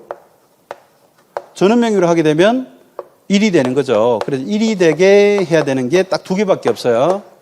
그리고 지분은 못 하는 거잖아요. 1이 되게 해야 되니까. 근데 나머지는 다 지분만 할 수 있는 거죠. 이 지분이 아무 말 안 하면 공유 지분이거든요. 공유 지분은 지분만 할 수 있는 건데 다 할 수 있는 건데 우리 시험에 나온 게 또 2개밖에 없습니다. 이게 할 수 있다로 나오는 게. 본등기, 지분만 본등기 할 수 있다. 지분만 포괄유증 등기 할 수 있다. 포괄유증 등기 지분만 할 수 있다는 거는 23회 때 한 번, 지분만 본등기 할 수 있다. 이거는 10번도 넘게 나온 굉장히 중요한 건데 이거 아니어도 원래 지분은 공유 지분으로서 자기 것만 하는 게 원칙이라 이거보다 훨씬 더 많지만 우리 시험에 나온 게 4개밖에 없다. 그럼 또 나오면 이 중에 뭐는 4개죠. 자, 이제 보이셔야 됩니다. 지분만 포괄유증 할 수 있다. 그게 체크가 되시면 됩니다. 자, 22번입니다. 근저당권에 대해서 옳은 거 골라라. 자, 1번 질문은요. 근저당권 등기에 대한 문제로 보이시지만 그게 아니고요. 등기 메커니즘에 관한 문제입니다. 자, 예를 들어 볼까요? 2번 등기가 있고요. 주등기잖아요. 2-1번 등기, 부기등기죠. 그럼 이유로 주등기가 어떤 이유로든 이렇게 말소 등기가 된다면 자, 2-1번 등기가 있을 수 없죠. 형식적으로 보세요. 2번을 지웠는데 2번에 딸려있는 등기가 있을 수 없지 않습니까? 이런 형식적인 판단을 등기관이 하기 때문에 2가 없는데 2-1이 어떻게 있느냐는 이런 형식은 보기 때문에 등기관이 직권으로 말소하게 되는 이 메커니즘을 얘기하지 주등기, 부기등기에 관한 메커니즘이지 지금 여기 근저당권을 예를 들었잖아요. 그래서 여기에 주등기의 예로 무슨 권리, 부기등기의 예로 무슨 권리로 이렇게 내면 이게 함정을 파는 거라고 보시면 돼요. 그러니까 그 근저당에 대한 등기로서 또는 근저당권에 관한 부기등기로서 예를 내버리면 우리가 그 근저당권에 집착을 하기 때문에 이 메커니즘을 못 본단 말이에요. 그래서 요 구조를 묻는 거예요. 주등기 지우면 부기등기 직권 말소다. 이거 묻는 겁니다. 그래서 별도의 신청이 아니고 직권이라고 해야 되겠죠. 자, 문제는 옳은 거 골라라네요. 2번입니다. 일정한 금액을 목적으로 하지 아니하는 채권. 요게 실무적으로는 없는데 우리 법원 행정처에 부동산 등기 실무라는 이론서에 보면요. 3권짜리 이론서인데 거기에 보면 이렇게 예시가 돼 있어요. 그 샘플을 하나 소개하면 채권에 그려놓고 백미, 백가마, 갈로에서 가마당 80kg 등기부에 영어 안 적으니까요. 킬로그램 이렇게 한글로 다 적어줘야 되고요. 그리고 이렇게 그 돈이 아니지 않습니까? 이 금전 채권 아닌데도 저당권의 목적이 되고 있는데 다만 이렇게 하기 위해서는요. 결국엔 환가하고 배당으로 가야 되기 때문에 채권액을 한 번 더 적어줍니다. 이 백미백가마를 평가한 금액이요. 그래서 금 2,400만 원 동그라미 다 적어주고 이렇게 적어줍니다. 즉 뭐 했습니까? 금전채권 아닌 채권도 저당의 목적이 되었고 다만 평가액을 적어줬죠. 그러니까 채권액 2번 적는 거예요. 이게. 근데 실제로 이런 게 잘 없겠죠. 실무적으로는 없더라는 얘기죠. 근데 시험에 많이 나왔어요. 저게. 알아두셔야 되겠죠. 일정한 금액을 목적으로 하지 않은 채권, 돈 아닌 채권도 저당의 목적으로 될 수 있지만 다만 평가액을 적어줘야 된다. 그래서 이게 틀렸네요. 할 수 있고 평가액을 적어주면 돼요. 그 다음에 모든 설정 등기는 등기 원인이 설정 계약으로 돼 있고요. 그리고 항상 그래요. 이게 이제 옳은 것이고 정답인데요. 모든 설정 등기는 등기 원인란에 그 날짜하고 글자, 설정 계약 네 글자만 적힙니다. 그리고 누가 등기 신청의 당사자냐? 무슨 권 설정자가 등기 의무자가 되고 무슨 권자가 등기 권리자가 되어서 그들이 공동 신청한다. 이런 틀을 가지고 있어요. 자, 여기에 소유권 아닌 권리 다 집어넣으면 돼요. 소유권은 설정이 없기 때문에 소유권 아닌 권리를 다 집어넣으면 모든 설정 등기의 틀이에요. 등기 원인란에 네 글자 설정 계약, 그리고 설정자가 의무자가 되고 권자가 권리자가 된다. 자, 권자를 세 글자로 표현하면 권리자죠. 상대방 설정자가 의무자가 된다. 안 어렵죠? 권자가 권리자고 상대방 설정자가 의무자래요. 그들이 공동으로 한다고. 모든 설정 등기의 틀이기 때문에 여기에 들어갈 수 있는 권리가 여기 건저당이지만 기본적으로 지상권, 지역권, 전세권, 저당권, 건저당권, 임차권 다 들어갑니다. 자, 맞는 거고요. 그 다음에 건저당 설정 등기에서 채권 최고액. 자, 채권 최고액은 단일 기록의 원칙을 가지고 있어서 구분해서 기록하면 안 되죠. 근데 단일하게 기록해야 하는 것은 아니다. 단일하게 기록해야 합니다. 채권 최고액 단일 기록의 원칙이라 한다고요, 이거를. 그래, 채권자별, 채권자 누구는 얼마, 누구는 얼마 이렇게 구분하는 게 안 된다는 뜻이에요. 그 다음에 건저당권 등기라면, 건저당입니다. 존속기간은 임의적, 변제기는 등기사항이 아니고 약정도 임의적, 이자는 등기사항이 아닙니다. 근데 모두 임의적이라고 그래서 틀렸네요. 뭐 이미 X. 근데 그냥 저당이면 이게 다 임의적입니다. 그냥 저당이 임의적인데 근자가 계속 거래한다는 거거든요. 계속 거래하는 와중에는 변제를 원할 수 없으므로 등기할 일이 없고요. 이자는 채권 최고액에 포함되어 있어요. 이자가 없다가 아니라 최고액에 포함되어 있기 때문에 등기할 일이 없는 거죠. 등기할 일이 없어요. 등기사항이 아니고 이거는 등기할 수 있는 임의적이고. 자, 다 틀렸고 3번 하나가 옳습니다. 23번 가등기가 나왔어요.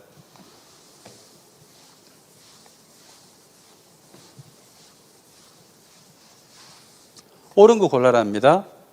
자, 빨리 보이셔야 됩니다. 가등기 가처분 명령 나오면요. 우리 시험에 5번 나왔는데 촉탁 등기가 아니라는 걸 가지고 4번, 그리고 주소지관을 지방법원에 가서 신청한다. 그게 틀려서 부동산 소재지관을 지방법원 가서 신청하고 받아와서 단독 신청한다. 그렇게 나오면 1번. 여기 주소지라 그래서 틀린 거예요.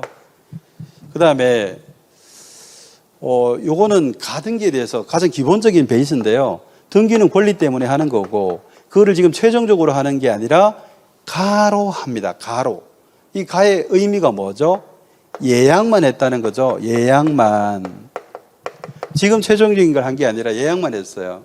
이거를 해석을 못하니까 이 2번 지문에 그렇게들 많이들 속으셨는데요. 실제 기출이거든요. 근데 보세요. 가짜의 의미가 가짜가 아니고 예약만 했어요. 예약만 했기 때문에 아직은 권리에 관한 본격적인 효력을 논할 수가 없는 거잖아요. 예약만 했으니까. 근데 여기 보시면 여기 물권 변동의 권 보이시죠?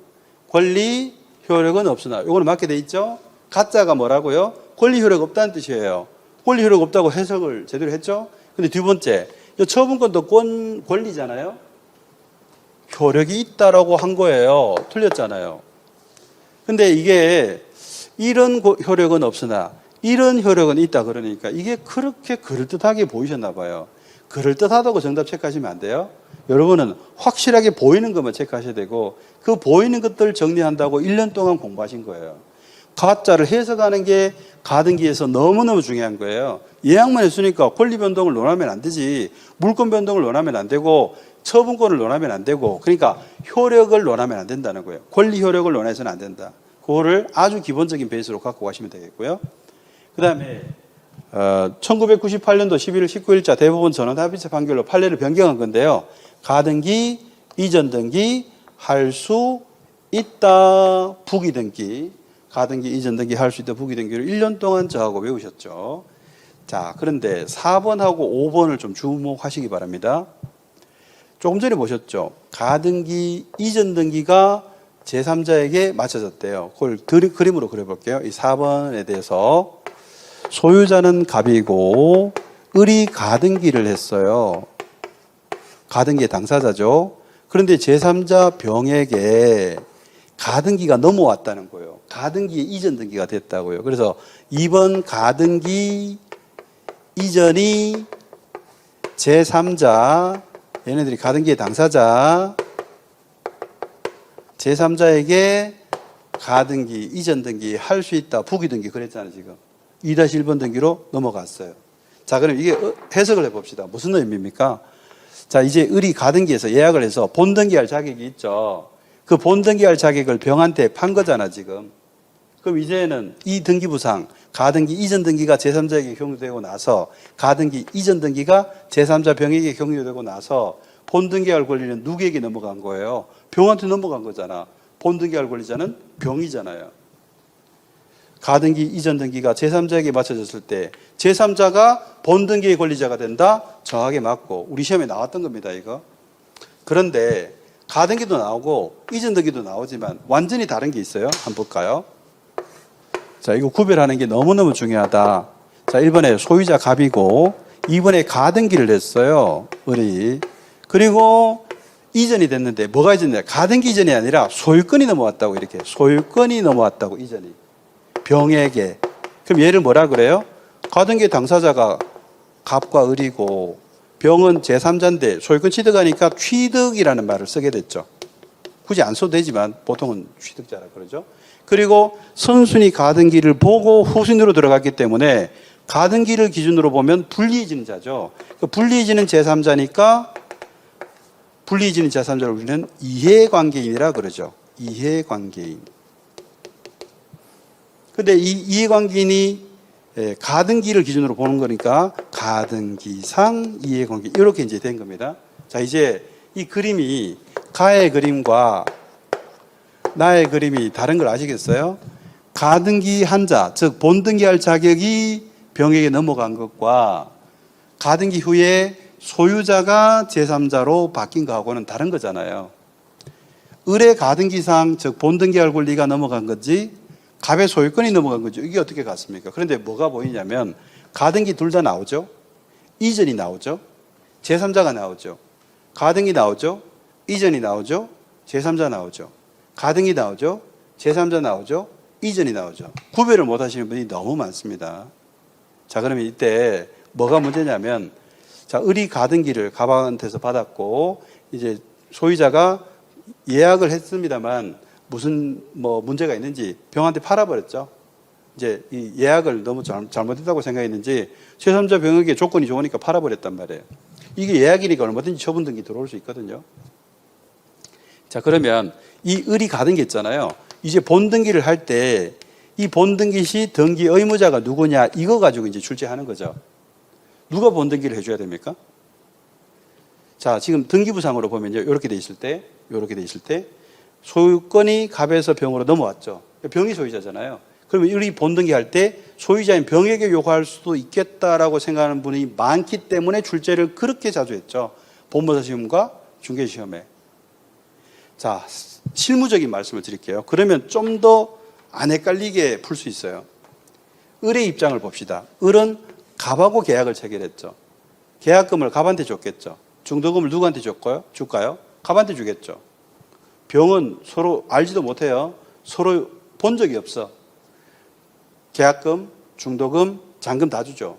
본등기 요구할 거 아니에요. 누구한테? 계약이 돼 있으니까 본등기도 갑한테 요구하죠. 그러니까 가등기 할 때에 소유자가 나하고 거래하는 상대방이고 중도금, 잔금도 줘야 되고 본등기도 걔한테 요구한다 이 말이에요.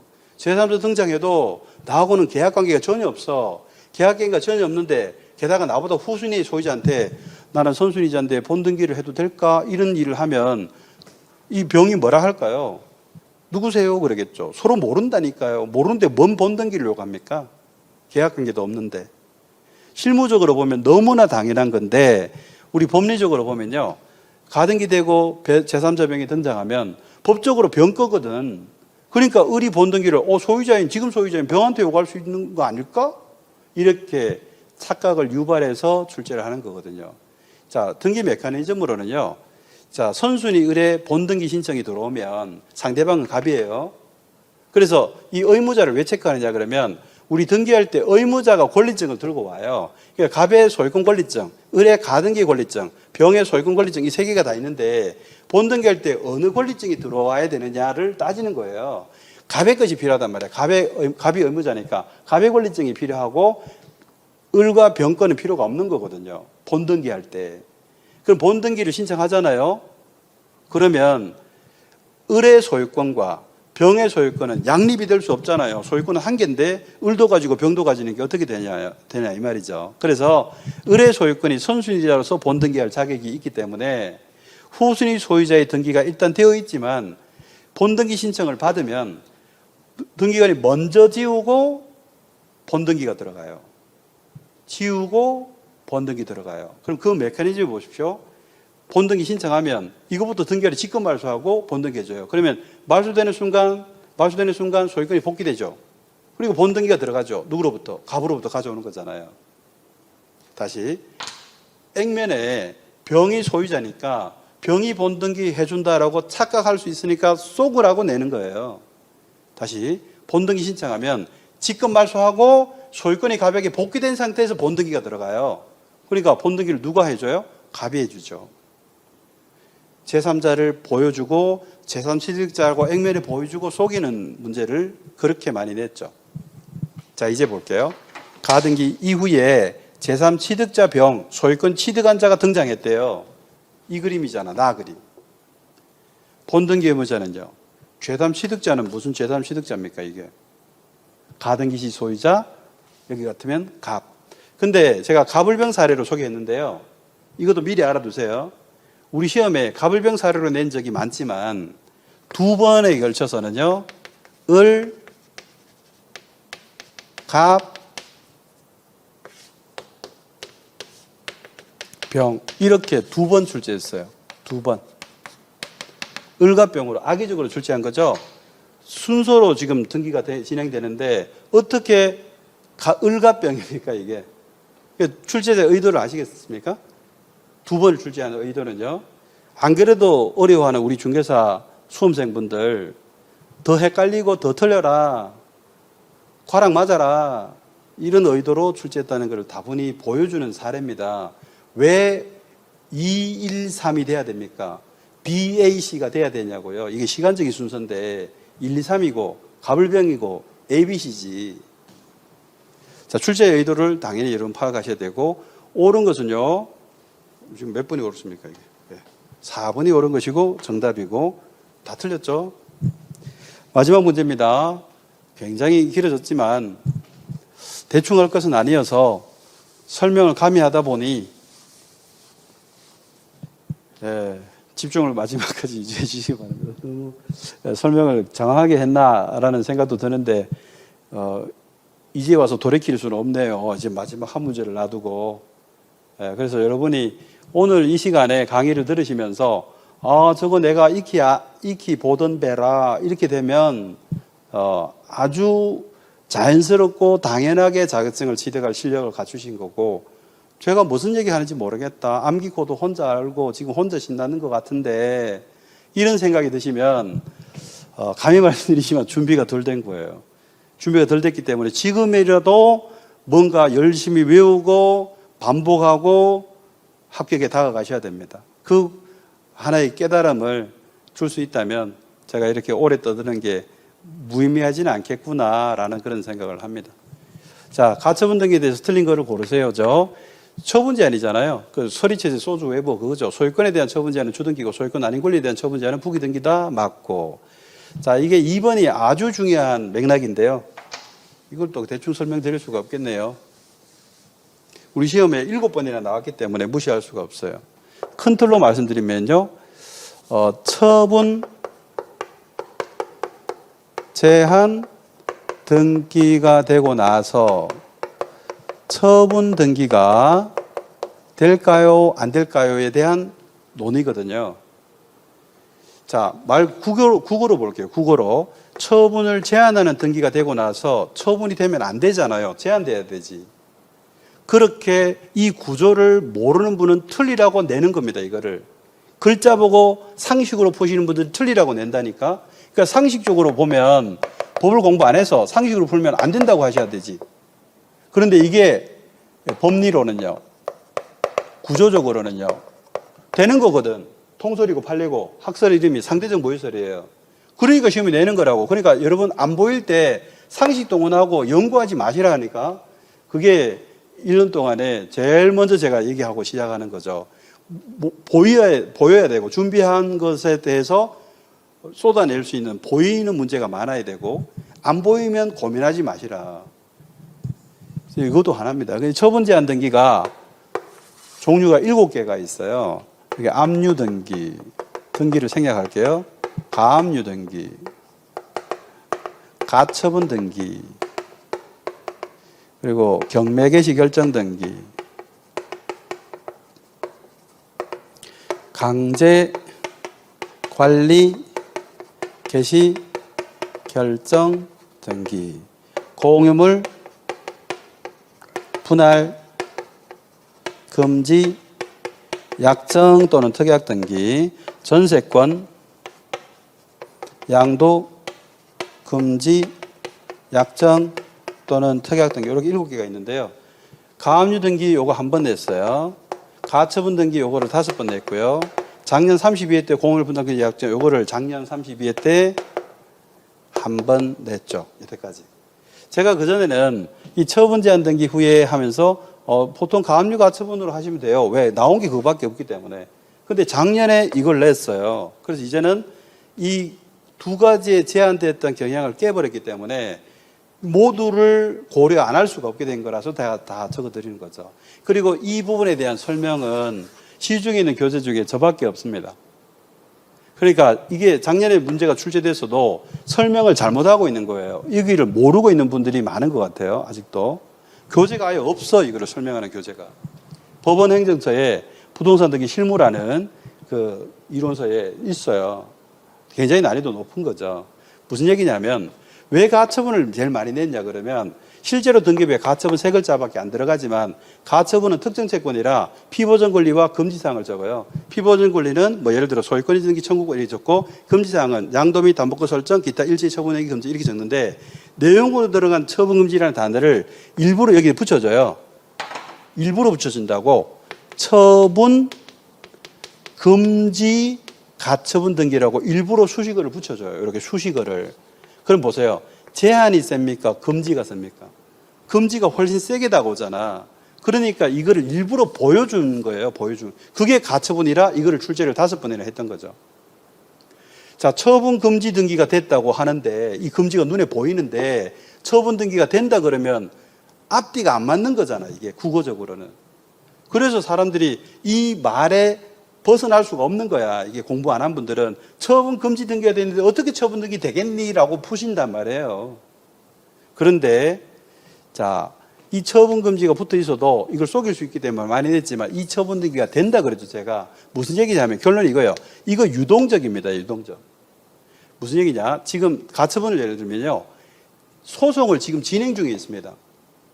그래서 처분 금지 가처분 등기를 올려놨어도 소송이 진행되고 있어서 그 이후에 처분 등기를 바로 유효다 무효다라고 판단할 수 있는 상태가 아니고 유동적인 상태이기 때문에 거부할 이유가 없는 거예요. 일단은 등기해 준다는 거예요. 일단은. 그리고 이 처분 제한, 가처분을 건 채권자가 승소하면 무효화시킬 수 있고요. 패소하면 이게 유효로 됩니다. 자, 이 등기가 유효입니까 무효입니까? 모른다고요. 그러니까 막을 이유가 없는 거예요. 이거를. 이게 구조적인 설명입니다. 구조적인 설명. 그런데 이거를 지금 몇 번 냈습니까? 7번이나 냈으면 엄청난 비중 아닙니까? 그런데도 이걸 아직도 제대로 설명하는 교재가 없다는 것은 정말 아직 우리 중개시험에 그 공시법 부분이 많이 좀 취약하다 이렇게 말씀드릴 수 있는데 자, 이제 볼게요. 처분금지라는 걸 일부러 보여준다고 처분금지 등기 됐대요. 뭐 가처분이 중요하지도 않아요. 처분금지를 보여주는 게 목적이야. 소유권자는 처분이잖아요, 이게. 이게 될까 안 될까 그러면 금지 등기되어 있는데 처분 등기가 왜 되나 하면서 이렇게 딱 X로 해버리니까 없다가 아니고요. 있습니다. 유동적이라 그랬죠. 구조를 이해하셔야 된다니까 상식으로 대응하지 마시고 구조로 보시라. 그래서 틀린 거고요. 지금 3번, 4번, 뭐 5번 기본이고 3번, 4번 이게 해석이 안 되면 요거는 설명을 좀 생략하고요. 우리 23회 때 사례 문제가 가처분 등기에 대해서 나왔어요. 이 23회 때 사례 문제를 저희 요약집에 197페이지에 소개했는데, 요약집에 없어도 기출문제집에 보면 23회 때 기출에 이 사례 문제가 있는데 그 사례 문제를 제대로 분석하시기를 바라요. 그 사례는 가처분에 대한 사례 문제로서 끝판왕이에요. 그 사례 문제를 해결하면 지문들이 굉장히 어려 보이고 무슨 뜻인지 알아보지도 못할 정도였다가 이 사례 문제를 해석하시고 나면 명쾌하게 정리가 될 겁니다. 지금 시간상 제가 못하니까 그는 양해 말씀을 구하고요. 자, 오늘 2022년도 33회 시험에 공인중개사 시험을 위해서 박문고 모의고사를 총 8회 시험을 쳤는데 마지막 시험의 해설을 제가 맡았네요. 자, 여러분의 1년 동안의 수고와 노력이 헛되지 않으려면 합격하셔야 됩니다. 어떤 이유로든 합격을 못하면요, 자격증 시험에서는 전부 헛방입니다. 도로함이 타버립니다. 어떤 이유로든 위로가 안 됩니다. 어떻게든 마무리를 잘 하셔서 반드시 자격증을 취득하시기를 진심으로 기원하면서 여러분의 화이팅을 외치도록 하겠습니다. 여러분 화이팅!